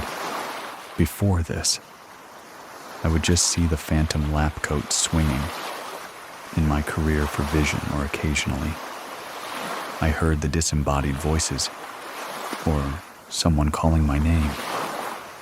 But this is the first time that I saw the shadow figure. Usually when I do something tedious, I would have my headphones on. I would listen to music or podcast. I took my headphone out, went to the bathroom. I put it on the keyboard. I came back to the bathroom and I looked for my headphones. It wasn't there, and I looked all over. I turned the keyboard upside down. I looked in the drawer, I looked on the floor. Did I drop it? I asked my other coworker in the room if she was playing with me, and she hid my headphone. She said no, she was in her corner, so she went out, and I just spoke out loud. I said, "Hey, can you not mess with me? I'm at work," and returned my headphone. I got out of the room, so both of us went out. I went to get some water too. 3 minutes later, I came back and the headphones was on the keyboard, exactly where I left it. And remember, I turned the keyboard upside down to look for it. I've had this recurring dream where I was in the Vietnamese countryside. I was in one of the villages. In the kitchen. It was not a modern kitchen that we used to. It was a shack kitchen. There's a kitchen in the shack, basically, and it was a wood fire in the kitchen. I would dream I would help out with the cooking, stoking the fire, butchering the meat. And I remember reaching into the crevice. On the side of the stove, I can still see it. It was a darkened, half-burnt piece of wood with a fault crack at a handle. So at the handle, there's a crack, just to move the firewood around. And we wake up and not think too much about it. It's just another recurring dream. So it went to one of my trips back to Vietnam. That's one time we went to an ancestral home of a distant branch of my family. It was in the countryside, and it was a bit of a drive outside the city. It's a big property. I got to the kitchen, and it was the same shack kitchen. I had a surreal moment. I just stopped there, and I looked around. It was the exact same layout. The shelf was exactly the same. I felt a little lightheaded, and my arms and legs were weak, 'cause could not believe that I saw this in my dream. Dejero is when you had a feeling that you've done this before, but I knew exactly what this was. I know the kitchen. I went to the stove. I bent down. I stuck my hand in the crevice. I pulled out the same half-burnt stick with a fork, crack at the handle. This was not a coincidence. I didn't share this with the rest of the family for nobody believed. Another dream I had. My routine was, I would jog in the morning. One time, I woke up to find one of my uncles standing next to me and put his hand on my chest and tell me to stay home. No, I don't need to run today. He looked just like my uncle, but the only difference, he had a thick mustache. It didn't make sense if he was living in Vietnam. Why would he be here in the US with me? I called and I talked to my aunt's uncle in Vietnam. I found out that my uncle was the youngest in the family. My grandma had a miscarriage after having him, and it was a boy. My aunt told me that it could have been him. The uncle that my grandma had had a miscarriage, and then a few months later, someone in my neighborhood was taking her dogs out for a jog. She was run over by a car whose driver ran a stop sign. I wanted to make the connection, but the timing of the day was off. I drop in the morning. This accident happened in the afternoon. Later, I realized that if I was destined to get run over that morning, but stay in bed instead, then maybe no one else had to take my place, and there would be no accident at all. But yeah, that's conjecture. I dreamed about a family of 4, playing on the side of a house. It was a Caucasian family. There was a green convertible. Personal driving, it was one of those old car AGTO, and they were writing their initials in the year, in the wet concrete on the side of the house. I didn't see what they were writing, but I know that's what they were doing. What else would you write in concrete? And it was a recurring dream. I didn't pay much attention to it, because it's just a dream.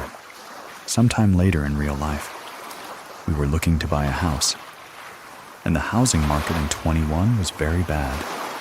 Then one afternoon, after putting our names down at 2 different houses, with very low hope, we went back home. And on the way, we had passed by this house with an open house sign, and I told my wife, you know what? Let's just go in, let's try our luck. Went into the house, and I went out by myself. And I got to the side of the house, and just like when I was in that kitchen, I stopped. I was shaking. There it is, the green convertible, GTO. I walked to the side of the garage, and I saw the initials in the year in concrete. All of a sudden, it's like a rush of intensity. I felt everything. I felt the happiness. I felt the nostalgia. I felt a laughter. I felt a shiver, despite all the emotion that the property has experienced. It shared some of that with me. So the realtor revealed that the owners retired and wanted to move to the United States and needed to sell his house. Usually you need to outbid the other buyer. The price would just go up. However, the realtor told me that she was just instructed by the owner, just before we showed up, to settle for $20,000 over the asking price. So that's what we did. We offered $20,000 above asking price, and we got the house. The house has been good, and I haven't had any paranormal experience here. My wife asked me, "Hey, have you seen anything unusual?" And I said, "No, this is a good house." The last thing is, all the haunts that happen while we go on vacation, there's been 2 that are significant. So we went to Indianapolis to attend a cousin's wedding, and it was a large group of us. We booked a large multi-room house, and the first thing I noticed when I put up was, this is a very nice Victorian house. Oh, but it looks very nice historic.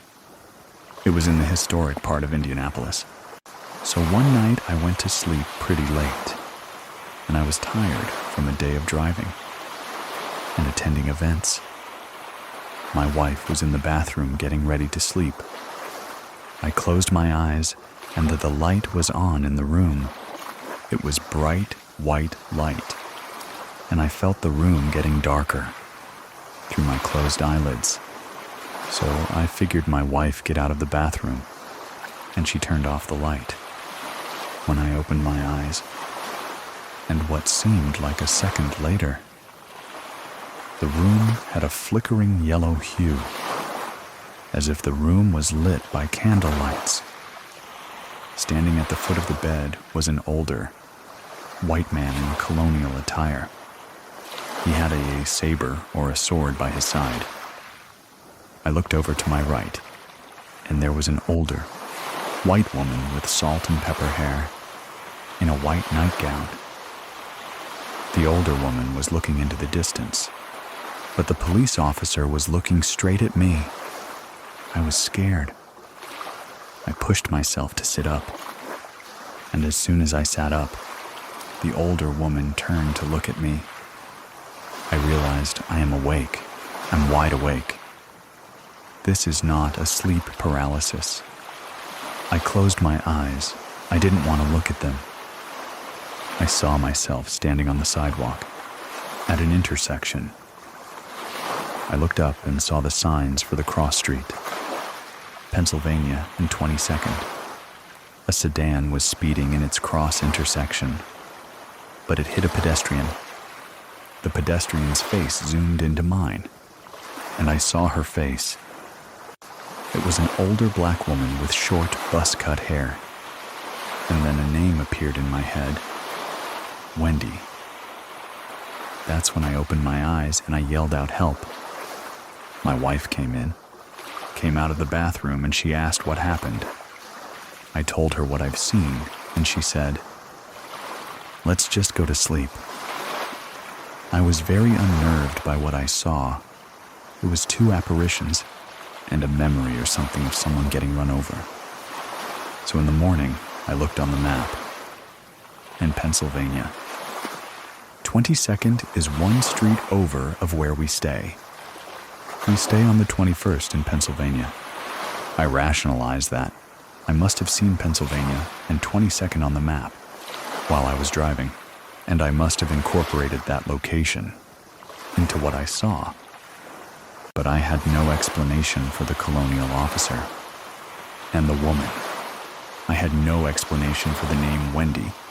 I Googled car accident in Wendy and that location, but nothing came up.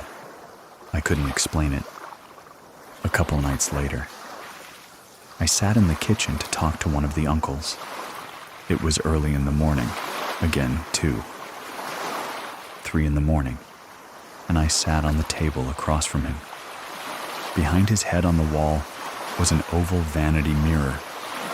It was angled downward where I sat, I could see his reflection and mine.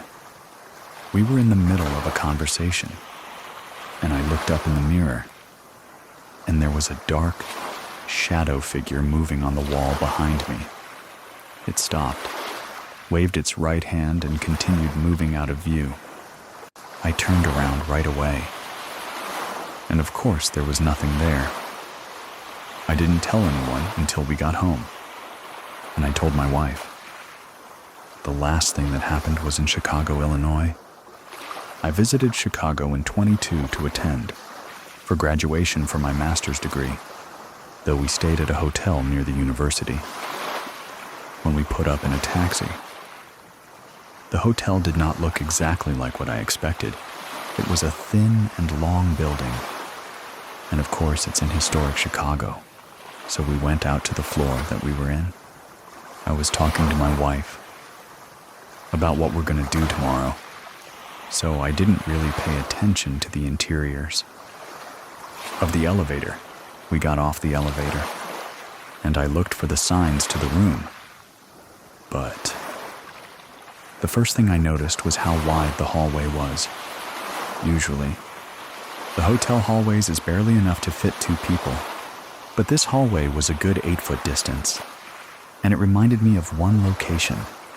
It looks like a hospital hallway. I told my wife, "Hey, honey, this looks like a hospital hallway," and she's like, "Yeah, it does. It's weirdly very wide." We passed a door frame on the way to the room, and it reminded me of the safety double doors that the hospitals would have. We made it to a room, and we went to sleep. It was late. I was fast asleep when I heard the alarms.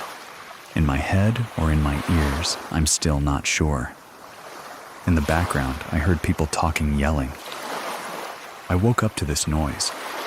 I opened my eyes then, and the monitor alarm was gone. But the background talking noise, it echoed for like a good second before it disappeared. In the morning, I told my wife, hey, I rationalized to my wife that the air vent must have carried the voices of people talking in the other rooms, and I must have gotten woken up by then. We got up, we went to breakfast in the lobby, so we got in the elevator to go down. This time I was fresh. I was awake. I read the poster that was on the elevator. So this hotel used to be the Cook County Hospital. It's one of the first hospitals established in Chicago. It's a Civil War hospital. They had the first medical internship, and I'm a blood bank and transfusion specialist. And Cook County is the first hospital with the first institutional blood bank in the whole world. I read about it, but I never looked up what the hospital looked like.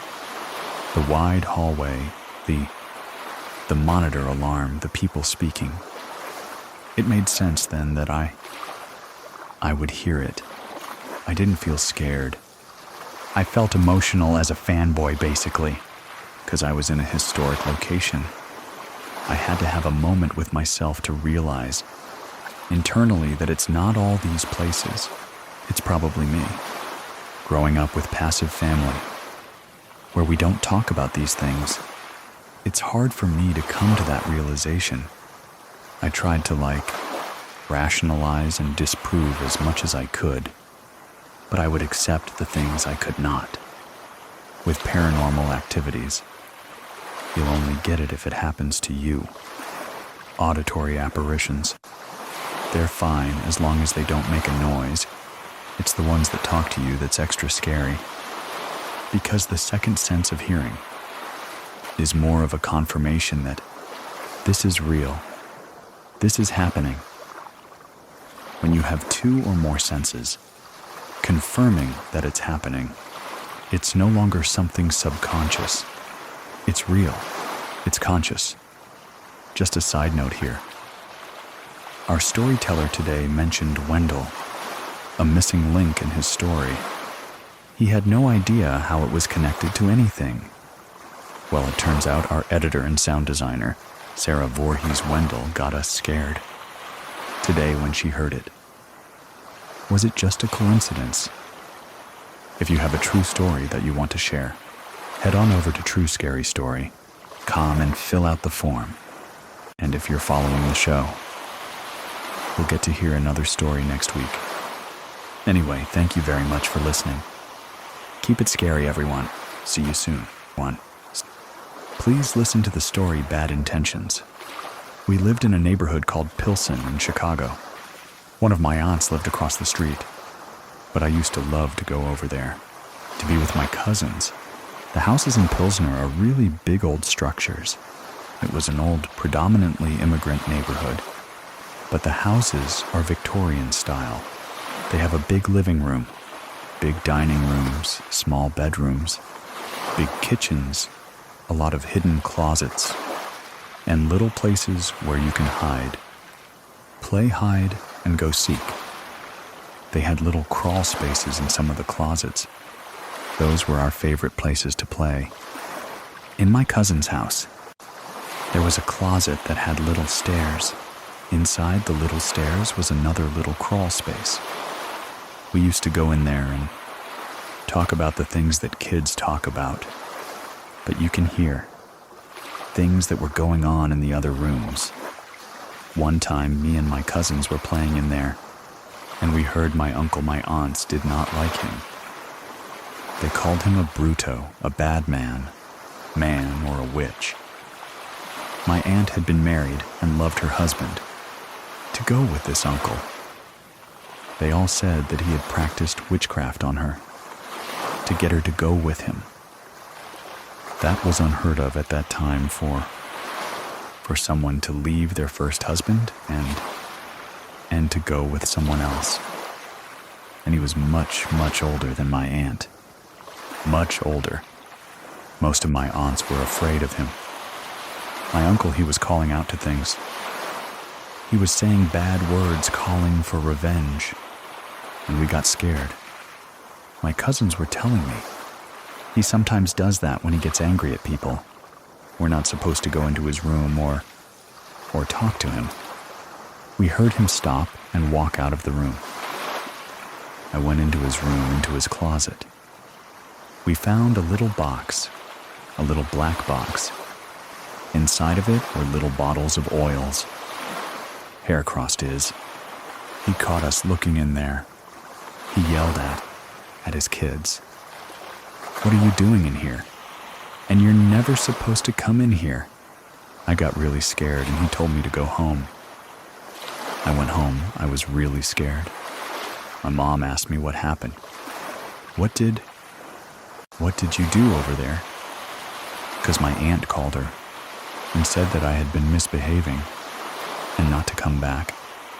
My mom really reprimanded me very much. I was very sorry. She told me to apologize to my aunt and uncle, which I did. I couldn't get out of my mind the stuff that happened with the closet and the things that I found. I was sitting with my dad in the kitchen. I used to wait for my dad to get home to eat with him. My dad was a very religious man. He was always in the church. He was a deacon. Every time I had a problem at school or anything, I would always see him reading his Bible. He would always say, "There's a story in the Bible about that. About bullying. If I had a problem with my brother," he would say, the story of Joseph. He had problems with his brother. He was always talking to me about the Bible. I told him what happened.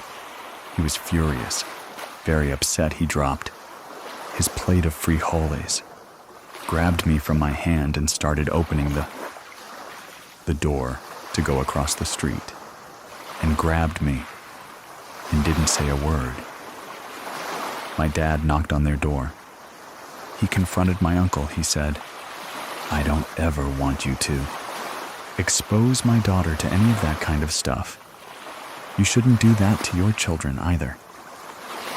He looked at me and didn't say anything. My dad just left and he said, "You don't ever have to be afraid to tell me anything." Like that again. After that happened, one day I was homesick from school. I heard the doorbell ring. This happened a couple of weeks later. I opened the door. It was my uncle. It's 10 o'clock in the morning. My aunt wasn't with him. I didn't know why he was there. I told my mom my uncle's here. She was surprised. Also, she said, okay, let him in. She told me to keep him in the living room, so I just stayed there with him. I didn't talk to him and put my head down. He said, come here. I didn't want to go to him, so my mom called him to have some coffee in the kitchen. Then he laughed right away. I don't know what he came to tell my mother that day. Whatever it was, it scared my mom. That same night I went to sleep. I shared a room with my little brother. Something that caught my attention. I saw a light coming in through the corner of my bedroom. As I looked up, I saw a man. He had an old chauffeur kind of uniform on, and he had dark glasses on. His skin was really pale. I could just see his hand. His hand had a black ring on it. I could see the buttons of his jacket. He was looking at me. His face was so pale. His lips were blackish. He looked at me, and he had the dark glasses. I could see he was looking straight at me. He just stayed there, staring, peeking. I just froze, and I tried to pretend that it was a dream. I know I saw him. I kept closing my eyes and opening them up again. He was still there. He pointing at me and nodding, yes. I let out a scream and called for my mom. My mom came into the room and said, what's going on? I said, I saw this man. It's like, oh, you're just dreaming, don't worry. You did something you shouldn't have done. And now you're feeling bad. That's why you can't sleep. She stayed with me and she prayed with me. I went to sleep when she was next to me. I was very rattled for the next few days. Another night I was asleep. I heard a thump right in front of my bed. A big thump. I opened my eyes and I saw like a cane that looked like a rain cane. A cane that makes the sound of rain. It was being held by a woman in a dark dress. There was a little girl with her that had sunken eyes. She had blondish hair. The little girl was so sad. She was being held by the wrist by this woman. The other hand she had on that cane. She looked at me, and she thumped again real hard on the floor. I knew she wanted me to get up. She was staring down at me. I didn't know what to do. I was frozen. She thumped again. I knew that I had to get up. I sat up in my bed, and she moved out of my way, towards the door to go out into the dining room. As I looked at her, she looked back at me like, are you coming? I got up and I started to follow them into the living room. I don't know why I started to follow them. I knew I had to. I knew I did. I walked into the parlor. What looked like a parlor. The whole living room was different. We had a fireplace. A real fireplace in the home. My mom always put a chair there because the cold air would come into the house from the chimney. The chair wasn't there. There was a fire actually going in the fireplace. There were all these people sitting in the living room, looking at me. There was that man. He was dressed in that same chauffeur outfit, with his cap on the dark glasses. He started walking towards me. I saw the room. I was just amazed at the room. The furniture was different. The curtains, everything was different, except that there was a picture of my mom and dad. I looked at it. Was my mom and dad's wedding picture. It's a black and white picture. And as I looked at it, it crashed down on the floor. Everything stopped. and I was standing in that dark living room. I was weeping and wailing. This time, my dad came into the... I was like, what is going on? What are you doing? I said, Dad. And I explained to him what had just happened. He just told me that everything was going to be okay. Nothing was going to happen. He believed me. Then my mom came and said, I think she's just making things up. My dad said, no, I do believe. My daughter, leave her alone. I was crying. I went back into the room. I couldn't get that out of my mind. Margarita's story continues right after this. Stay with us.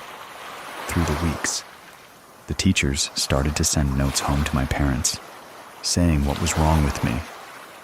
My grades were dropping. There was a lot of arguing in the house. My mom and dad were fighting all the time. One of the arguments started to stem up because my uncle would no longer let my aunt come to visit. Our house and I was not allowed to go over there.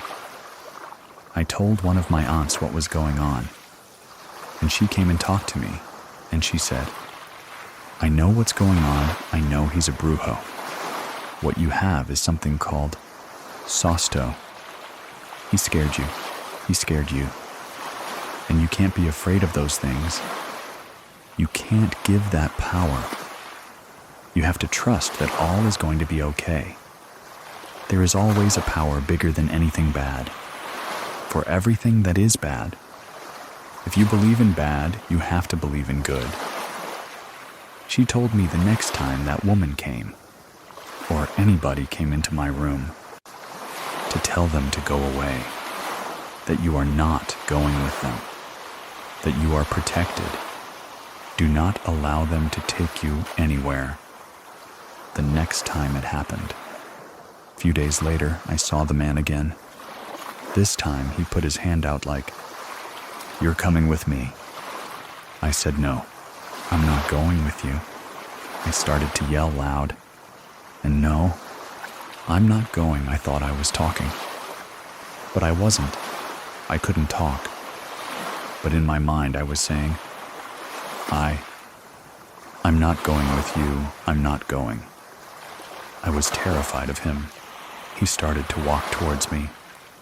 At that time, my brother started to rumble in his sleep. I moved from my bed to his side of the bed. I lied down next to my brother and started to hug my brother. I closed my eyes. I said, I'm not going. I'm not going. I started hearing the thumping from the woman. I couldn't look.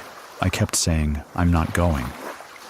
It seemed endless, but it finally stopped.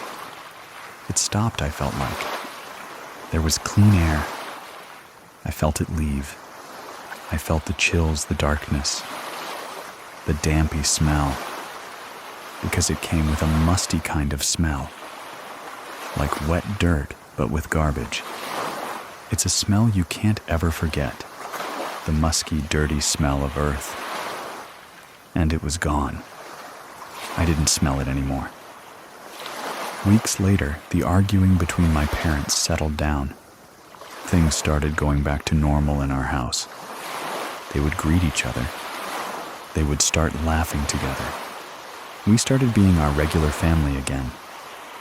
It was at that time that my uncle and aunt decided to move back to Puerto Rico. They decided they were going to pick up and take the kids back to Puerto Rico. But before that happened, my aunt got very sick. She had to be put in a home. She had a series of strokes. And my uncle left her to live in Puerto Rico. After that, we heard stories about him joining some kind of church and getting arrested for hurting children. Eventually, my aunt and him divorced. We heard nothing from him again. My other cousins had run-ins with him. He died a terrible death as well. He caught, gangrene. He died in prison for whatever it was that he did in Puerto Rico. I can't really say I just know. That was something against a child in a church. He was accused and found guilty. In Puerto Rico, he was a chauffeur, but I think it was in another aspect of him. Because he was a chauffeur in Puerto Rico. He used to drive a taxi or drive people. I do know that. He used to work for a rich family in Puerto Rico. Driving them around, I found that out much later. But that would make sense why I saw him like that. None of them want to see him at the end. They're all good people to this day. I adore my cousins. They grew up to be wonderful, wonderful people. They remembered their father with love. But not many of our other relatives agree with that. My aunt tells me how brave I was to be able to confront him. And that's a lesson I've learned. I have to always face my fears with courage. Years later, I would talk to my brother about this. I was telling him, I used to be really scared in that house. He said, "Oh yeah, the lady with the cane, right?" I'm like, "What?" He goes, "Yeah, I remember when she used to come into our room and try to take you away." I said, "Why didn't you ever say anything?" He said, "Because I didn't want her to take me. I'd rather her try to take you than to take me." He validated it for me, my brother told me. No matter where I am, I will always protect you. My brother died in 2020 from COVID. I still feel him around me. Sometimes when I'm scared or feeling lonely, I'll feel his presence around me, and I know that he's close. I've also learned now that there are some things that are always good here. And in the afterlife, you can embrace those. Thank you very much for listening. Keep it scary, everyone. See you soon. See you soon. Please listen to the story, The Girl with Black Hair.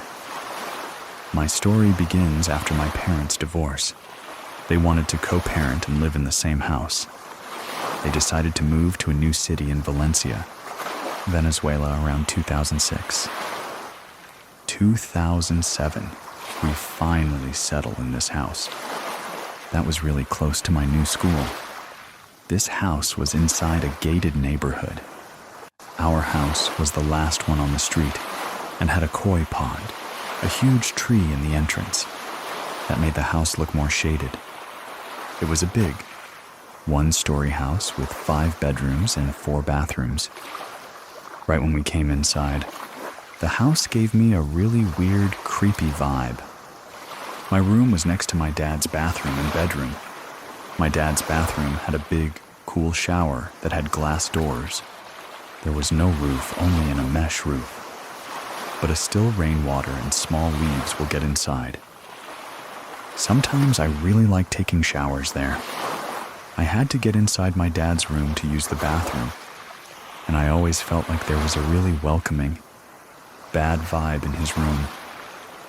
It was always the coldest room in the whole house. I didn't like being in his room because of that. I used to enter and leave in a rush every time I use his bathroom.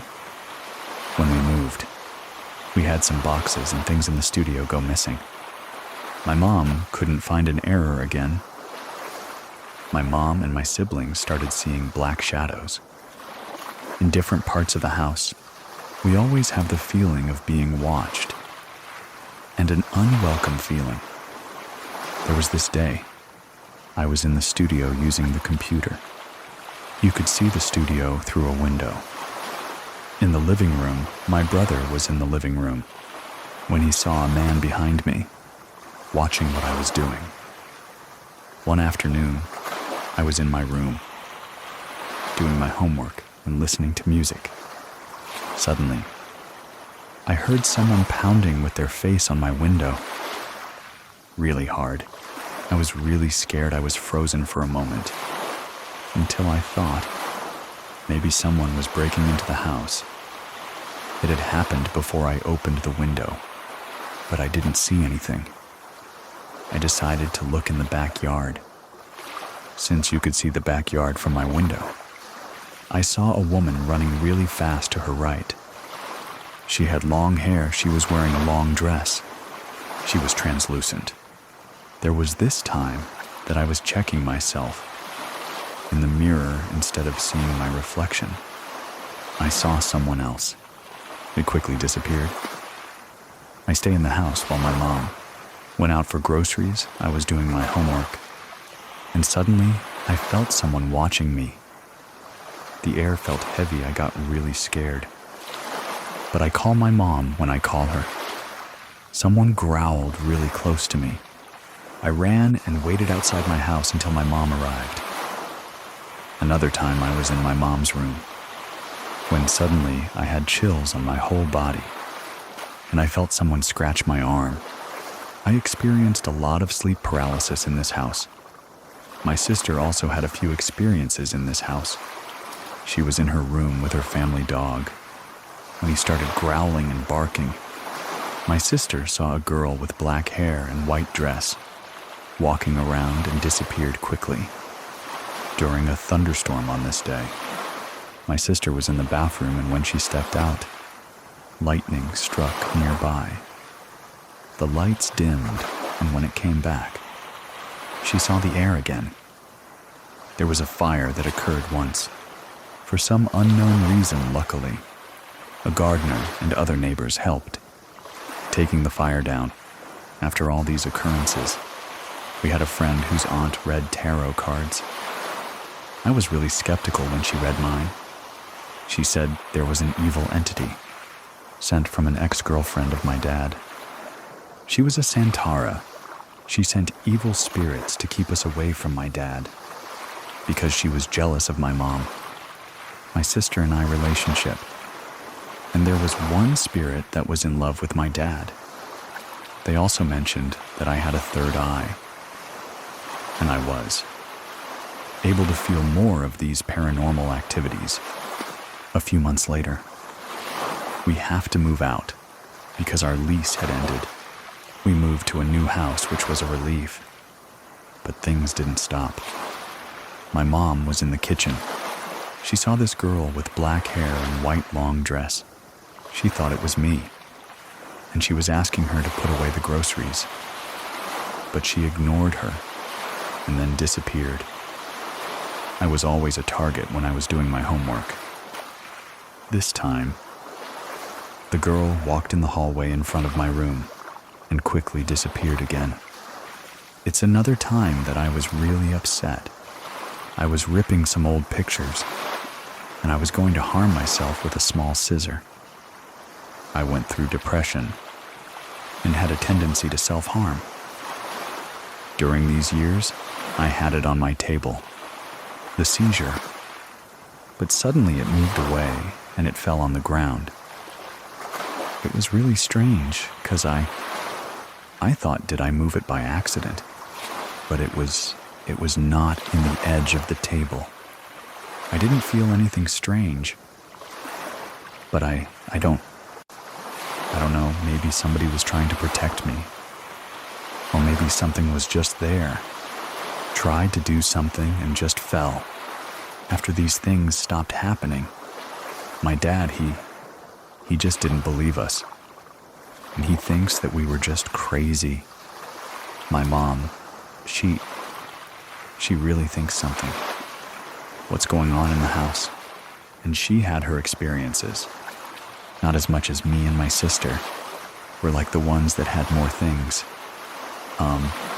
My family, they all believe that something was going on in that house. I talked to a friend. He was a neighbor in that first house. He says there was something going on in the house, but they didn't know what happened. The owners of the house, they sell it to for a cooking class. That didn't work after they did a clandestine casino. Now it's a restaurant. Up next, if you want to listen to even more ghost stories, check out our other show hosted by Michelle. The cover looks like a newspaper clipping. Real callers and very creepy. Thank you very much for listening. See you soon. Please listen to the story Bad Intentions. We lived in a neighborhood called Pennsyl in Chicago. One of my aunts lived across the street, but I used to love to go over there, to be with my cousins. The houses in Pilsner are really big old structures. It was an old, predominantly immigrant neighborhood, but the houses are Victorian style. They have a big living room, big dining rooms, small bedrooms, big kitchens, a lot of hidden closets, and little places where you can hide. Play hide and go seek. They had little crawl spaces in some of the closets. Those were our favorite places to play.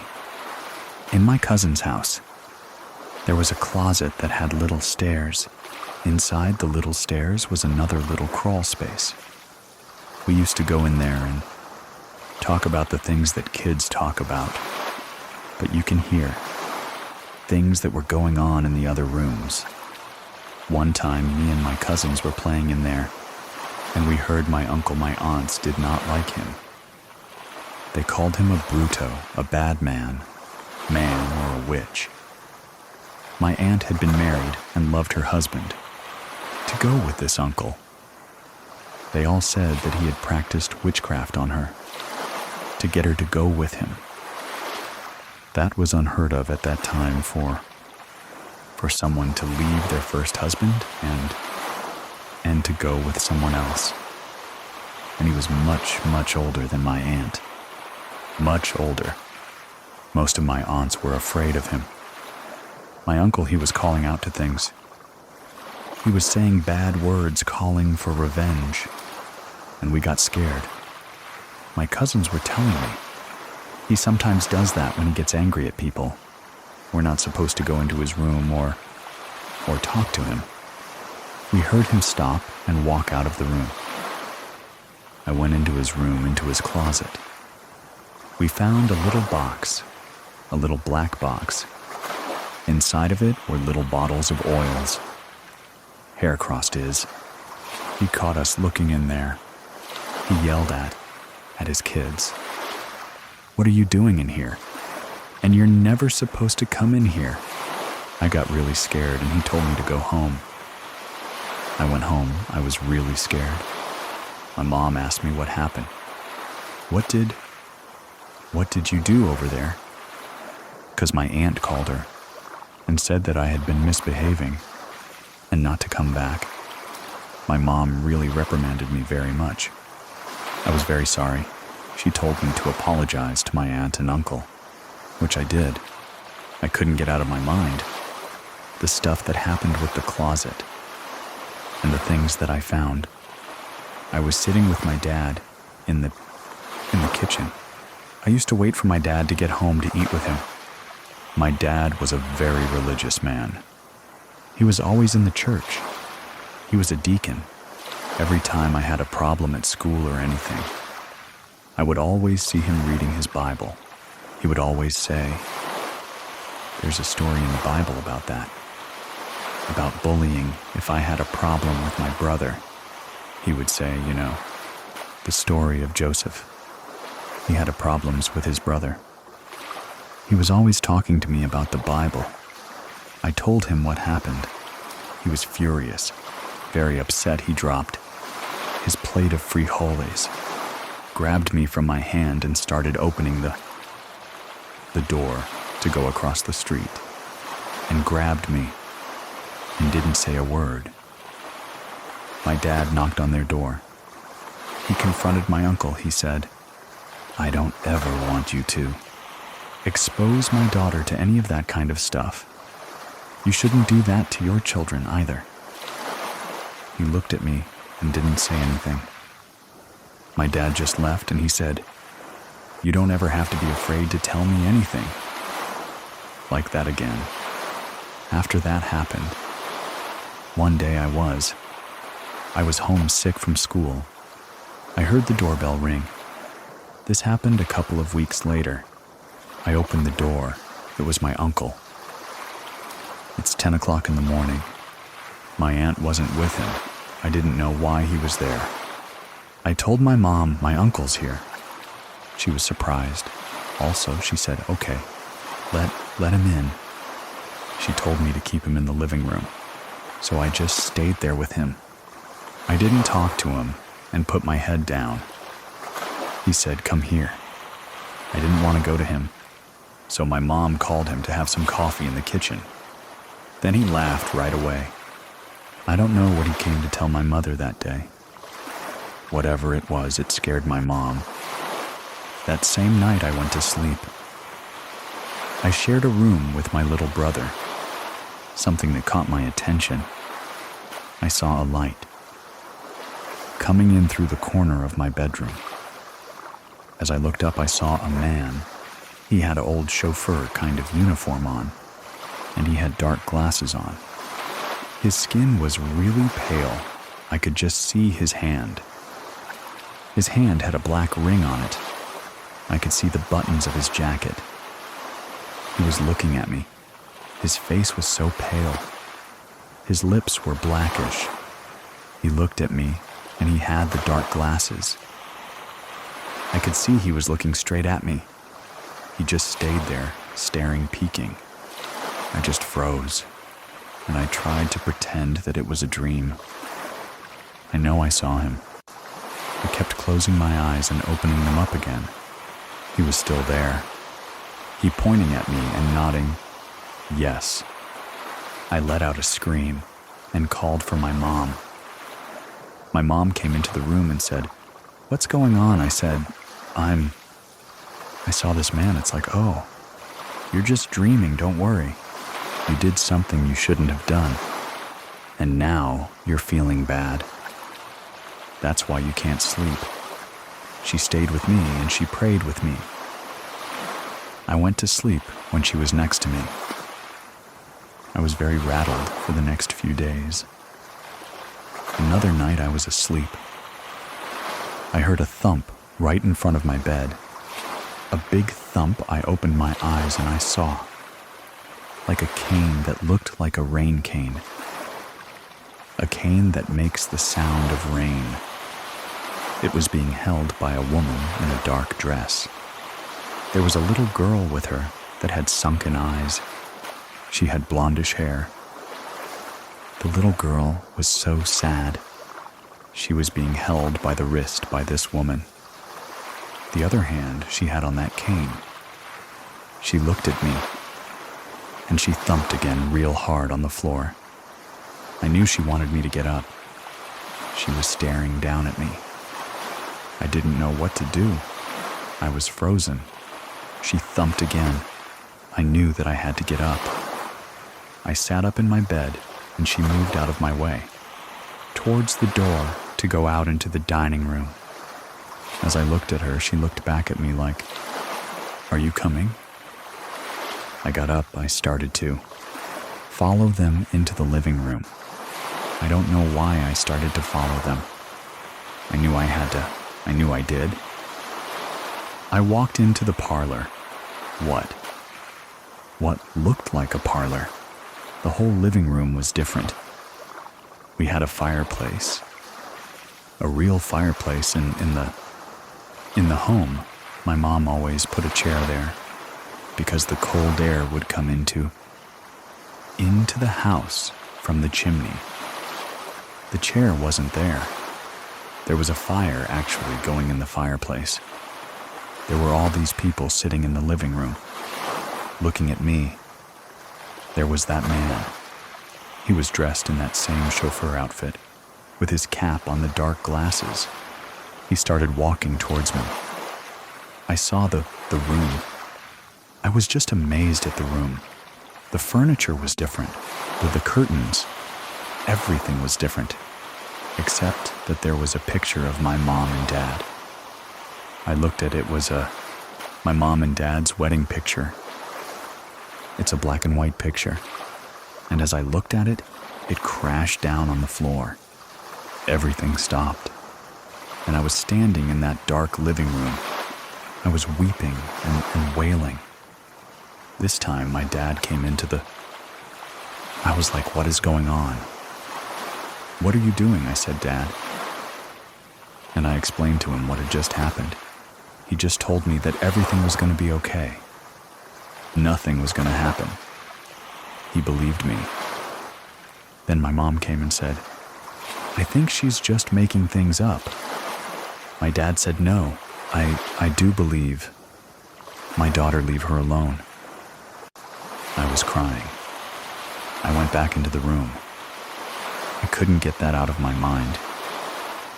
Margarita's story continues right after this. Stay with us. Through the weeks, the teachers started to send notes home to my parents, saying what was wrong with me. My grades were dropping. There was a lot of arguing in the house. My mom and dad were fighting all the time. One of the arguments started to stem up because my uncle would no longer let my aunt come to visit. Our house and I was not allowed to go over there. I told one of my aunts what was going on, and she came and talked to me, and she said, "I know what's going on. I know he's a brujo. What you have is something called Sosto. He scared you. He scared you. And you can't be afraid of those things. You can't give that power. You have to trust that all is going to be okay. There is always a power bigger than anything bad. For everything that is bad. If you believe in bad, you have to believe in good." She told me the next time that woman came, or anybody came into my room, to tell them to go away, that you are not going with them, that you are protected. Do not allow them to take you anywhere. The next time it happened. A few days later, I saw the man again. This time, he put his hand out like, "You're coming with me." I said, "No, I'm not going with you." I started to yell loud. And no, I'm not going. I thought I was talking. But I wasn't. I couldn't talk. But in my mind, I was saying, I'm not going with you. I'm not going. I was terrified of him. He started to walk towards me. At that time, my brother started to rumble in his sleep. I moved from my bed to his side of the bed. I lied down next to my brother and started to hug my brother. I closed my eyes. I said, "I'm not going. I'm not going." I started hearing the thumping from the woman. I couldn't look. I kept saying, "I'm not going." It seemed endless, but it finally stopped. It stopped, I felt like. There was clean air. I felt it leave. I felt the chills, the darkness, the dampy smell, because it came with a musty kind of smell, like wet dirt, but with garbage. It's a smell you can't ever forget, the musky, dirty smell of earth. And it was gone. I didn't smell it anymore. Weeks later, the arguing between my parents settled down. Things started going back to normal in our house. They would greet each other. They would start laughing together. We started being our regular family again. It was at that time that my uncle and aunt decided to move back to Puerto Rico. They decided they were going to pick up and take the kids back to Puerto Rico. But before that happened, my aunt got very sick. She had to be put in a home. She had a series of strokes. And my uncle left her to live in Puerto Rico. After that, we heard stories about him joining some kind of church and getting arrested for hurting children. Eventually, my aunt and him divorced. We heard nothing from him again. My other cousins had run-ins with him. He died a terrible death as well. He caught, gangrene. He died in prison for whatever it was that he did in Puerto Rico. I can't really say, I just know that was something against a child in a church. He was accused and found guilty. In Puerto Rico, he was a chauffeur, but I think it was in another aspect of him. because he was a chauffeur in Puerto Rico. He used to drive a taxi or drive people. I do know that. He used to work for a rich family in Puerto Rico. Driving them around, I found that out much later. But that would make sense why I saw him like that. None of them want to see him at the end. They're all good people to this day. I adore my cousins. They grew up to be wonderful, wonderful people. They remembered their father with love. But not many of our other relatives agree with that.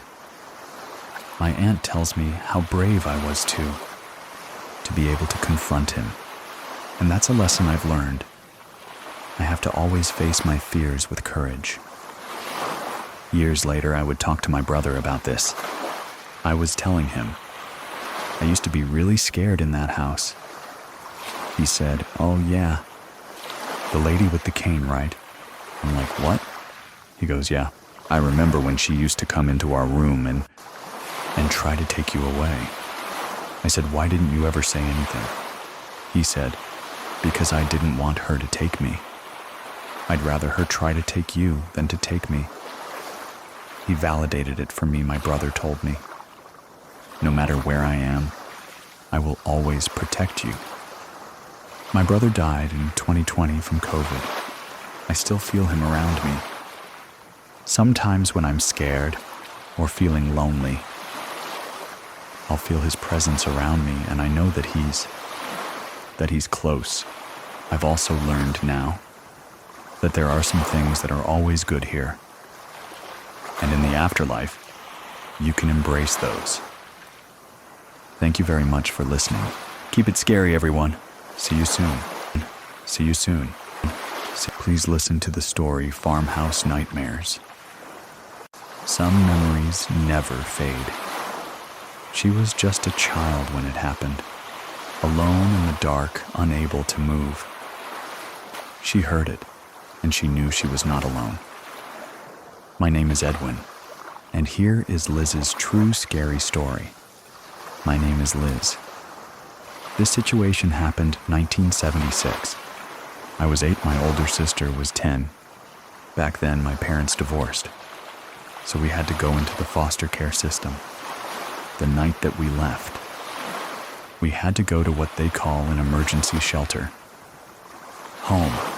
We grew up in the city, so here we are driving like maybe an hour and a half, 2 hours, and it's all farmland. It was dark. You've got one house. Another house, you won't see it for another couple miles. That's where Mr. and Mrs. Moore lived. They lived in a farmhouse. Looked very scary the night we got there, of course. But as the days and weeks and months went by, we actually really enjoyed ourselves there during the day. It was nice because they had horses and they had chickens, and we played outside. Every night Mrs. Moore would say goodnight to us, and then she would close her bedroom door and, she would go to her room. At the time that this happened, it was myself, my sister, a young girl, and her brother. The 3 of us girls shared a big bedroom, and the young boy was in another room. So it's a 2-story farmhouse, and you go up the steps. Straight ahead was her room. So you open the door, and to the right is where the young girl would sleep. Then, to the left would be my bed to the left, and my sister's bed on the right, with a window in the middle against that wall. That night, I don't know why, I felt just unease. I couldn't sleep. And when I think about it now, I think, did I sense something?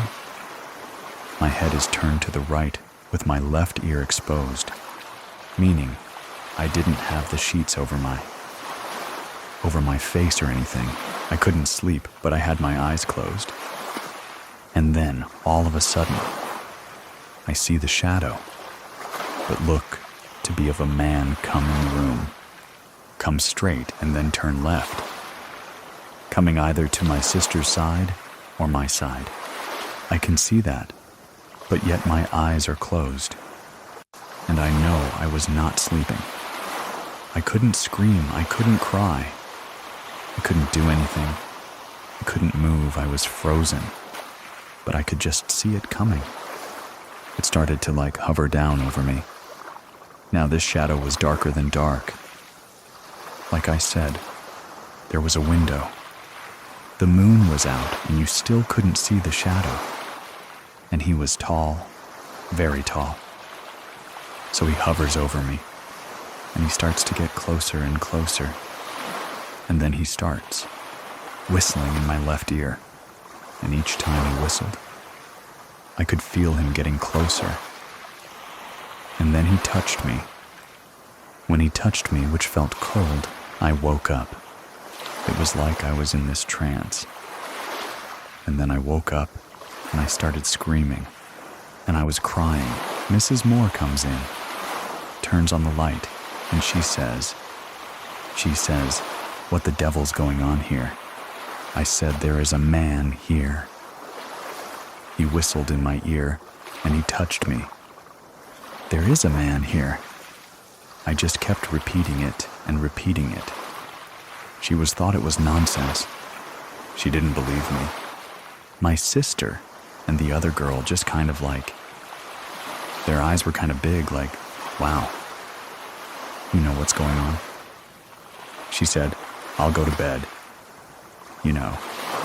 Enough of this nonsense. And she said, "And who opened the door?" And I said, "He did. He opened the door." Still, she didn't believe me. So she closed the door and she went back in her room. Of course, she turned off the light. And my sister says to me, "Liz," she says, "I believe you because I think it came to me first." I'm crying and I wiping the tears off my eyes. And I said, "Well, why didn't you say something?" And she said, "Well, I didn't think anybody was going to believe me." She tells me that she sees the shadow, and she, too, said it looked like a man, a very tall man. It's coming towards her, which is weird because I can see it coming towards me. And she said she was holding on to her sheets, and she wanted to cover her face because it was starting to hover down over her. She said it took everything she had to put the sheets over her head, over her face. And she said when she did that, what woke her up was me crying and screaming. I never saw it again, but other things have happened.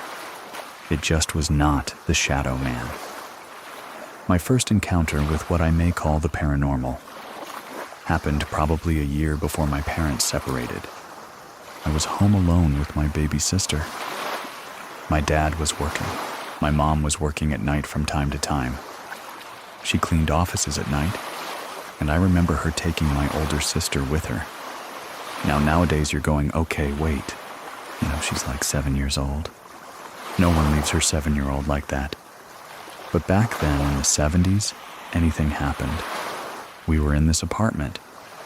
And just to kind of give you a visual, there was a living room. Then there was a small little dining.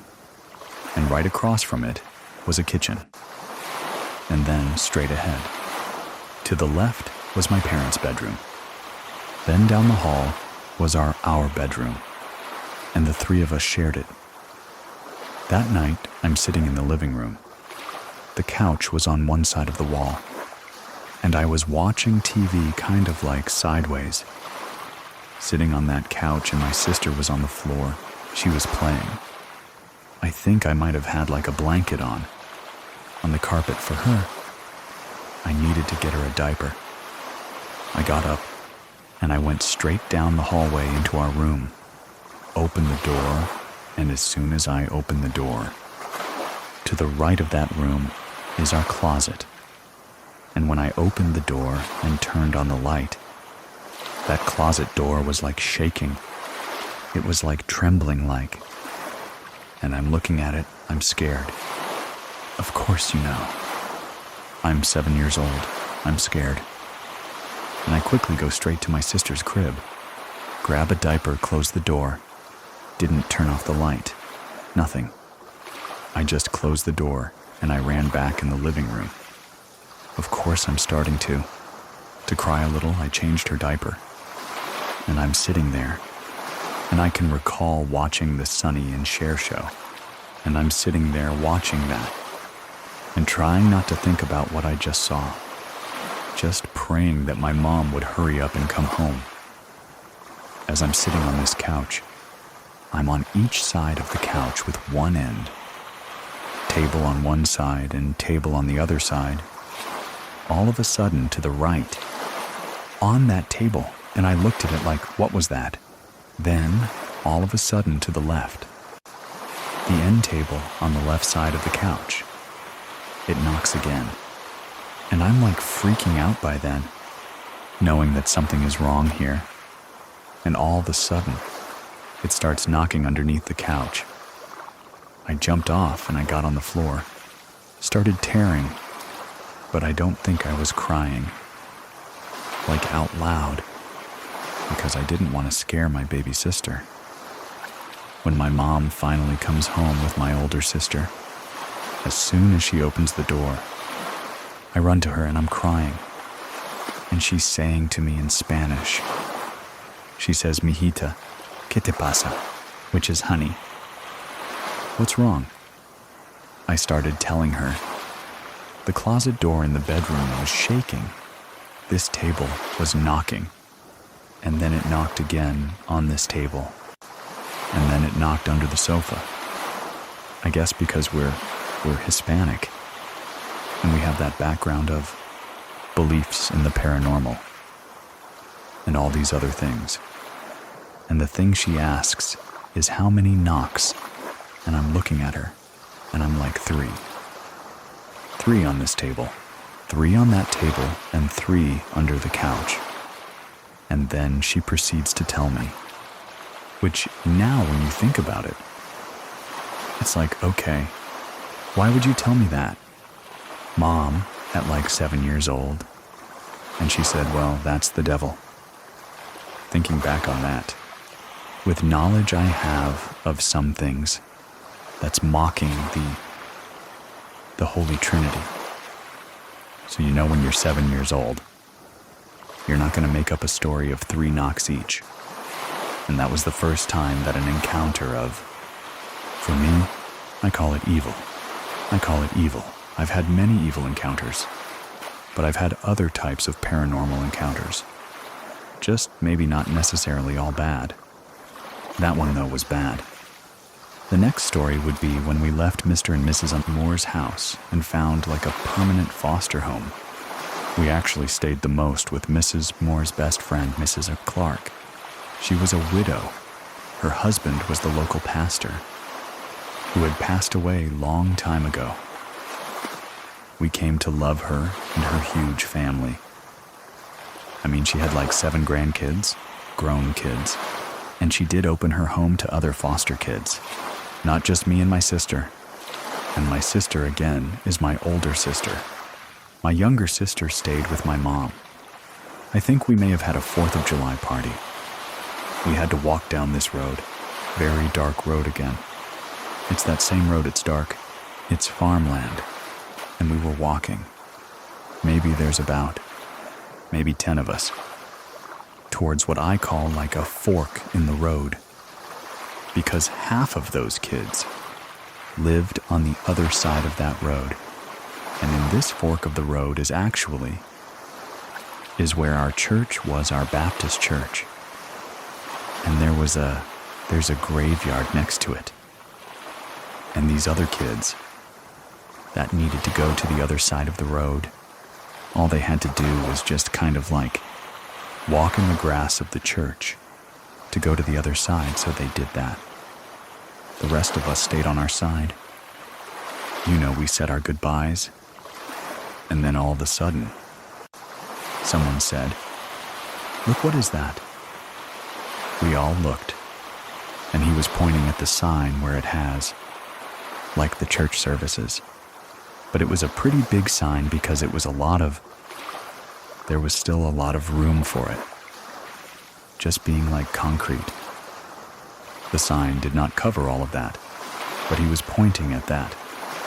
As soon as I looked and my sister looked, and I can only speak for the two of us, we saw this shadow, and the shadow got bigger. And then it opened up what I call like wings. But we saw these two red eyes. We all screamed, and we just booked, we just ran. The kids on the other side of the road were running to their house. We were running back to our house. We went home, and we told Mrs. Clark and everyone that was still there. Of course they didn't believe us, and I never saw it again. But I'd never walk at night there again either.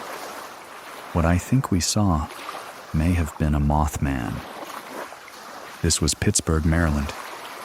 The Mothman came out of West Virginia, and I'm not too far from West Virginia here.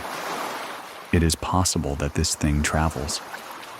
And now, when I think about it, and I hear the story of Mothman, like the real stories, I think, well, maybe that is what I saw that night. Fast forward. I'm about 12 years old. We are back with my mom. So it's the four of us, my mom, my older sister, myself, and my younger sister. And we are living in a, townhouse. These were brand new townhouses. I don't know when this started, but I can tell you by the time I was 12 years old, I was trying to debunk anything that I've heard or seen or happened, or my sister says, hey, this happened, or my mom says something. I'm like, number. I refuse to believe this. I'm not going down that rabbit hole again. Until it happened to me. A few things that had happened, for example, to my mom. And I didn't know this until years later. In the townhouse, there's 2 floors. You walk in, there's a dining room. Then there's a kitchen, little hallway. Living room, you go up the steps. Turn right, and to the left, there's 2 bedrooms. To the right, there's a bigger bedroom. That was my mom's bedroom. And there was a shared bathroom that had 2 doors. You know, when you come in from, you can go in from either way. My mom told us years later that, one night, she was reading her Bible. I get the feeling she was having things happen to her. They always did, but I think things were still happening to her at that time. And she started reading the Bible more frequently. That one night, she said her bed shook. I mean, it shook. That happened to her in that bedroom. Now, years later, we all kind of switch bedrooms, and the 2 of us already shared that big bedroom. One day, my younger sister was with her best friend in our bedroom, and they were playing and stuff. And then all of a sudden, they're hearing sounds coming out of our closet. Things kind of like moving. A belt moving that was hung up. You know, wasn't like on the floor or anything like that. They ran downstairs and said, there's something in the closet. And I was like, the bunker. I'm like, now there isn't. I went upstairs. I opened the closet. I see my belt hanging and, see nothing. And I said, it's all good. I ignored that. One time, the 3 of us went to my younger sister's best friend's house. Her parents weren't there. But we went over and we watched a movie, ate popcorn and things like that. Now, Heather had a dog, so the dog was with us. We're sitting in a game room, and it was near the kitchen. But you couldn't see the kitchen from where we were sitting. I remember that when we came in and went in the kitchen, there was the local newspaper on the kitchen counter. So we're sitting in the living room, minding our own business, doing our thing. And then all of a sudden you can hear a sound of, what sounded to all of us was someone picked up the newspaper and threw it on the floor. The dog looked and started barking. My sister's best friend wasn't like, oh. Paranormal or whatever, of course. We didn't call it that. Back then we did. We figured, okay, something's not right here. Is it following us from our house? Going back to our townhouse? I remember the one time I was in my bedroom, and my room was always very cold. Very cold. I had closed the door, and I was doing my algebra homework. A few minutes later, my mom comes up, and she tells me to leave the door open because the room is so cold, to let the heat circulate and stuff, so it would heat up my room. So she goes downstairs. She's downstairs with her boyfriend and my 2 sisters. I'm the only one upstairs.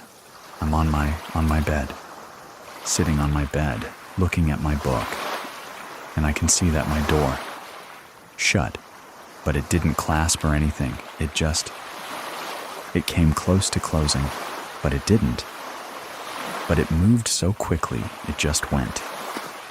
And I looked up, and I was like, okay, my sisters are pranking me here, so I ignored it. Finished my homework, I went downstairs, watched TV with the rest of the family. And I said, okay. By the way, I said, which one of you tried to close my door? And they're like, what are you talking about? I said, Mom told me to leave the door open. She left it open, and I did. I said I could see that my door went to shut, but not all the way real close though. Like I would have seen someone's hand on the doorknob if they were trying to close the door. I didn't see anything. And they're like, Liz. And they're like, I don't know what you're talking about. None of us were up there. I looked at my mom because I know she wouldn't have lied. She wouldn't lie. And I looked at her boyfriend, and he's like, nope, nobody was up there. Now, when this happened, I no longer could ignore it. One Saturday morning, I was by myself at the house. By then, both my sisters had heard things upstairs. Like walking, I refused to believe it. That morning, I'm in the living room, I'm watching TV, and all of a sudden I can hear footsteps upstairs. They're pacing back and forth, back and forth. I ignored it well. Then it got louder, and I could hear it come and pace from that bathroom where there's 2 entrances. It was going from the hallway to the bathroom, to my mom's bedroom, back to the bathroom, back to the hallway. And I finally put the TV on pause. It would stop every time I would pause. I put the volume back on. And then this time, I put the volume even louder. The footsteps got louder, louder than the volume on the TV. As if it wanted me to hear it, so I put pause again. I did that maybe about 3 times. By the 4th time, I got really mad, and I got up and I went to the hallway, turned around to the bottom of the steps, and looked up to the steps at the top, and I said, okay. I've had enough, I said. If you're here, then show yourself. I can hear the steps creaking, and I can hear each step that was being made. There was the creaking sound in, but you could hear there were footsteps. By the time it became down halfway, I was scared. I ran outside of the house and sat on the corner of my house, waiting for my mom and my sisters to come home. And when they came home, I told them. My sisters are like, see, we told you. There's something here. There's something here. I believed them after that. Fast forward. My older cousin, actually, his name is Edwin. He always liked coming over and hanging out with us, and his aunt, my mom. If I was 12, Edwin may have been, I don't know, a junior in high school maybe. He came over our house and he stayed there. We went out when we came home. It was nighttime. The lights all over the house were on. You can see it from the outside. You can see the kitchen light. You can see the hallway light. And we saw the lights, and we're like, why does everyone have all the lights on? And then we kind of like looked at each other.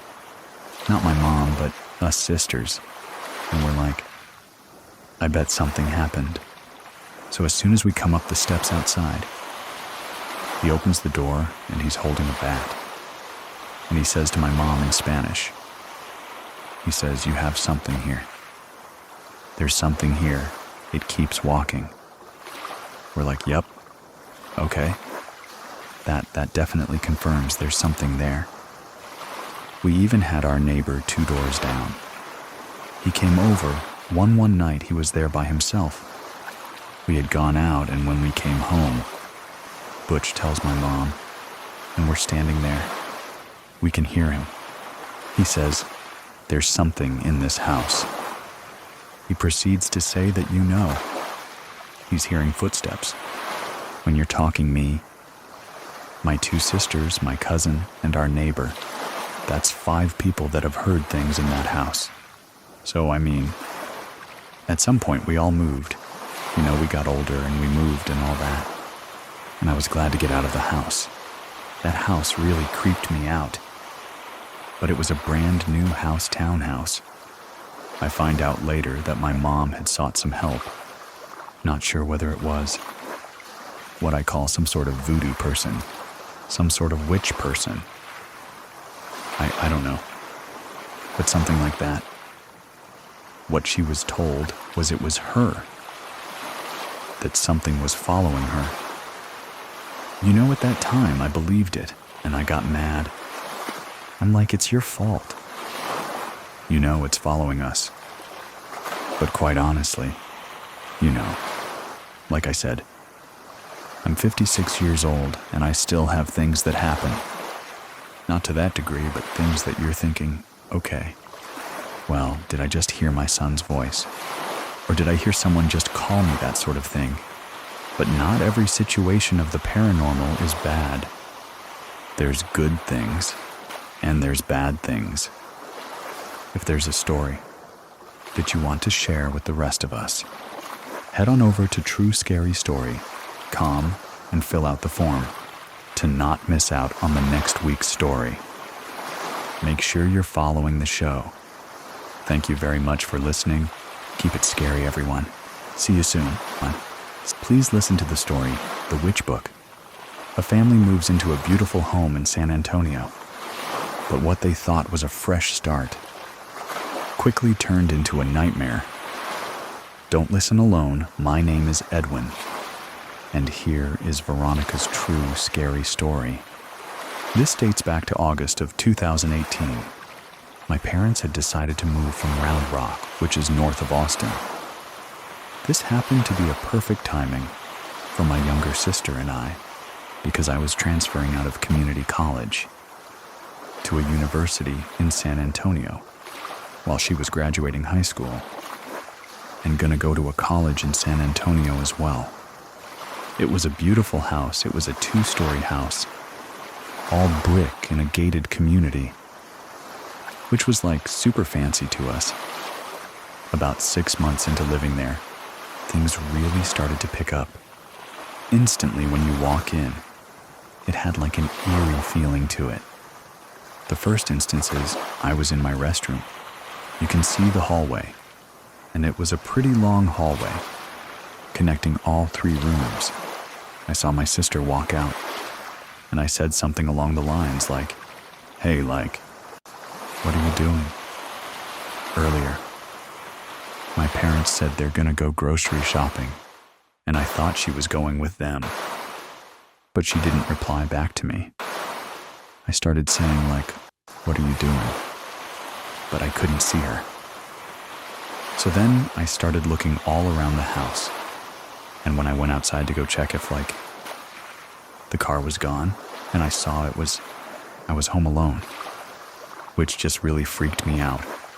So I kind of brushed off a little bit, thinking, okay, maybe I'm just seeing things tricking my mind. A few months passed by again. So now, March of 2019, it just became super bad actually. My mom got really sick, which prevented her from working, so she had to stay home full time. My room happened to be like right above my parents' room, and so my mom was in her room a lot. And she would tell me sometimes, like, or text me at least and be like, "Hey, are you home?" I'd be like, "No, I'm in class or doing something." She would tell me, like, she would hear footsteps in my room, sound like someone was walking around, and she didn't think too much about it. She just thought, maybe, yeah, like I'm just so bored I'm starting to hear things. And because of that, my dad got my mom a small puppy. He was a month old at that age. He was already starting to bark. At the bottom of the stairs, he was terrified to go up the stairs, actually. He will only go upstairs if one of us were with him. Already that was giving me a sign like, is something really here in this house? The attic was right above our room. Oddly enough, it was like in this hallway. There was an entrance to the attic, and shortly after that, my sister starts to smell something super bad. My dad goes, checks it out. He comes back down, and it's a dead rat. But also, he finds this box. And in that box was like a weird book of some sort, which had like carvings into it. You could tell there were blood marks on it. You could tell there were. Maybe a piece of bone in there. As well, my mom's kind of superstitious and shows. She was already like, do not open that. Do not touch it, just go ahead and burn it. But my dad doesn't believe in any of this. So he said, no, I'm gonna open it. He opens the book. And everything was in Latin, writing, and like images and just stuff you see kind of in a witch book. And so it freaked me out. And my sister and my dad was like, okay, Mom is right, let's burn it. So we go in the backyard, and my dad just starts a fire and throws that whole box in there. It almost looked like the flames were starting to turn blue, like it wasn't from this world almost. After he did that, it kind of made the spirits mad a bit. More time passes. One night I was in my room, and I could hear what I thought was my sister calling my name. And I said, hey, like, what's up? And she didn't say anything back. I go downstairs because I was like, okay. I heard her literally say my name. And not just my name, I have a family nickname. And it's only she calls me that. And so I go downstairs, I'm probably getting a snack. And she comes to the front door, and I say, hey, like, Warrant, didn't you just call my name? She goes, no. I was outside the whole time, and that just freaked me out even more. That's when I really told her what was going on. Because not only did I hear my name, but I saw her months before. So I tell her what was happening, and she just kind of looks at me blankly, and I'm thinking to myself, okay, I'm really going crazy. Well, my parents overhear us in the kitchen, talking about this, and that's when my dad says, oh, we've been hearing things too. They start to tell me that downstairs. When they go to bed, they always close the door, but they kind of stay up a little bit and watch TV, say they've been hearing like footsteps in the kitchen, and they assumed it was us. Well, one night, they got scared because that door closed and they hear big footsteps, like outside their door, and it's like a small mini hall that you kind of have to turn into to get to their room. They thought it was one of us, and so they start calling out our names. We didn't say anything back, but they could hear it breathing. Well, he got up, opened the door, nothing. And they scared both my mom and my dad while all this was going on. We were all just kind of keeping this inside with each other, because I think none of us wanted to believe something was going on. So to hear that my mom and my dad and my sister, that we all have been hearing or seeing something, It was just spooky. My parents ended up reaching out to the previous owners of the house, because technically, my parents were renting out the house, and the owners, for whatever reason, didn't want to live there anymore. Well, my parents just reached down. They're like, hey, like this stuff has been going on. Has stuff like this been happening to you all? When y'all lived here, and they said, oh no, nothing like that happened. But I think you should know this. The man had his mother living with them, and she happened to die in that house, in the room that I was sleeping in. When I find out this information, I think I turned cold. It just confirmed all the things that were happening around in that house to me, especially more towards me, because I feel like I was hearing the most and seeing the most things compared to my family. They also admitted that it was just her upstairs most of the time, so they didn't know what she was up to. But they were here late at night, walking around, talking, and they assumed that she was on the phone. One night, my sister said she was in her room, and she heard what sounded like me going through my stuff in my, like I said, we shared a wall together for our rooms. So if I was going through my drawers, or even turn on the TV, she could hear it. And she kind of just says like, hey, starts talking to me, but I never say anything back. Maybe 5 minutes pass, and she hears more noise coming from my room again. So she really gets up and sees that my door is closed, and was like, hey, like, I'm coming in to check on you. When she opens the door, she sees one of my drawers pull open. Right when she opens the door, but when she sees the drawer pull open, she realizes no one's in my room. There is only one instance where we all saw. So, something at the same time. October of 2019. Kid you not, it was Halloween night. We just got done trick-or-treating, and the front door actually was this glass-type front door where you could kind of see through it. So we had the front porch light on because we had just got done trick-or-treating. My mom's in the living room. My dad was actually out that night, so he wasn't home. But my sister and I were in the dining table, and if you lean backwards from your chair, in the dining table, you can see towards the front door. We hear the doorbell go off.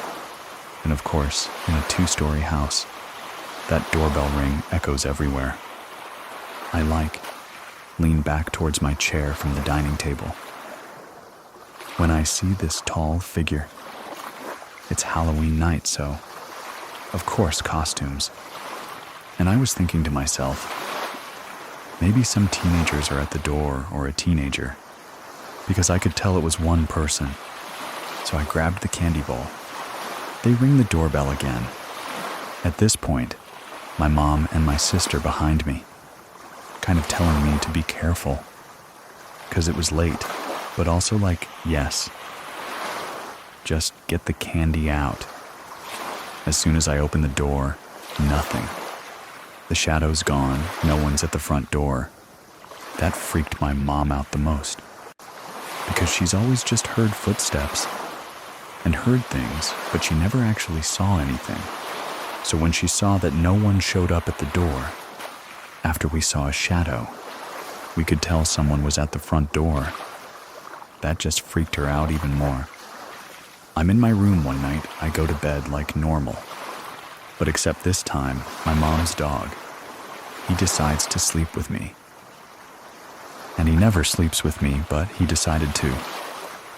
We go to bed, and I always sleep with my door open. But in the hallway, since it was such a long hallway, we had a nightlight, so it lit up the whole hallway. I could see, like, if someone was walking in the hallway due to, like, the shadows and the passing of the nightlight. We're in bed, I'm dead asleep, and all of a sudden I hear our dog start to growl. I've never heard him growl before, but he starts to growl. It wakes me up, and I look over at him like, what is he growling at? And I see that his head is towards my door. So I look to my right, and I see in the corner of my eye, there are these long fingers with like razor-sharp nails. I can see it through the shadow. And as it moves its fingers, it starts to crackle. Like it just starts to make like bones popping noise. I realized his fingers and his whole hand is starting to cover the light switch, which is the only light switch. I have to put the light on. I didn't have a lamp in that room. I just freaked out. I didn't know what to do. Like instantly, I'm just thinking to myself, whatever. This is this demon, this monster. Like it literally wants me in the dark. It's covering the light switch. I just got up and I decided I'm gonna touch it. Like I'm gonna touch it. 'Cause I need to turn this light switch on, and I did. And when I touched it, it felt scaly and very hard, and it kind of scratched me a bit. Light switch goes on. I'm hysterical. My mom's dog runs out of my room barking. Going down the stairs, I'm screaming towards my sister and I'm waking her up. Like, please. Like, wake up, you need to hear what I'm about to say next. Because I'm not lying. She's listening to me. She's telling me to calm down, like everything's okay. You're okay. I could tell she didn't believe me fully. But when I showed her the cut on my finger, I think that's when she kind of realized, okay, yeah, you're probably right. My parents come upstairs, they're like, what's going on? I tell them the same story.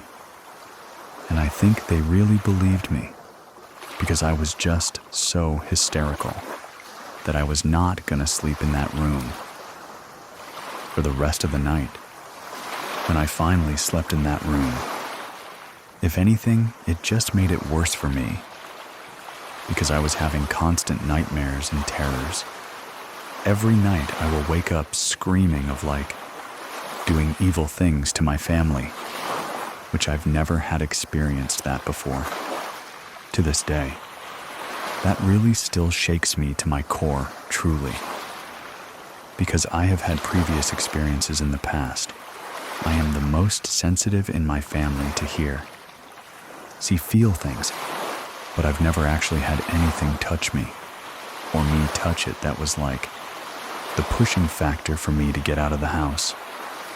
I had a feeling this entity was just going to continue to talk to me and play with me because it knew I was the one that could sense, see, and hear them the most out of the rest of my family.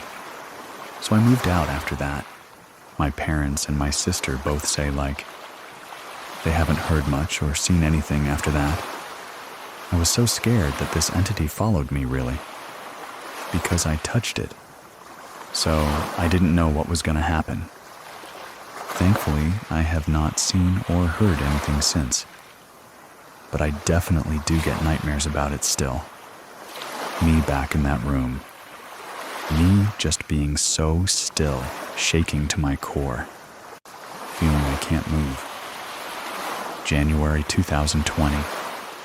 My family decides to move out. And on the last day, my mom, she usually likes to take video recordings of the house, empty just like for her records and just to be like, oh, this was a fun memory. So my dad takes the video instead. He's taking the video around the house. He's going upstairs and he hits my room and he says, as soon as he hits my room, the phone goes dead. It was fully charged. It was working properly. And it just died all of a sudden. And when it died at the same time, he heard my mom call his name. He goes out, goes downstairs, doesn't see her, doesn't even see my sister. So he calls them. And he realizes he's home alone as well. Because they're gone. He gathered whatever he had left and took out of the house. He waited outside He did not want to wait inside the house anymore, because that just freaked him out more. That was the last of it. We don't know what happened, who moved in after us. We told the couple that whoever they rent the house to, next to please advise, someone did pass away because things did happen. That was a spooky house I've ever lived in, and I'll definitely remember it.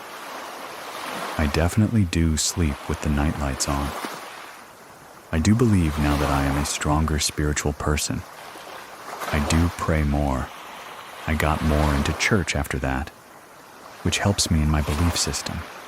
But I definitely get more hesitant when I do sense something, because I don't know if it's that same thing that's following me, or if it's something new completely.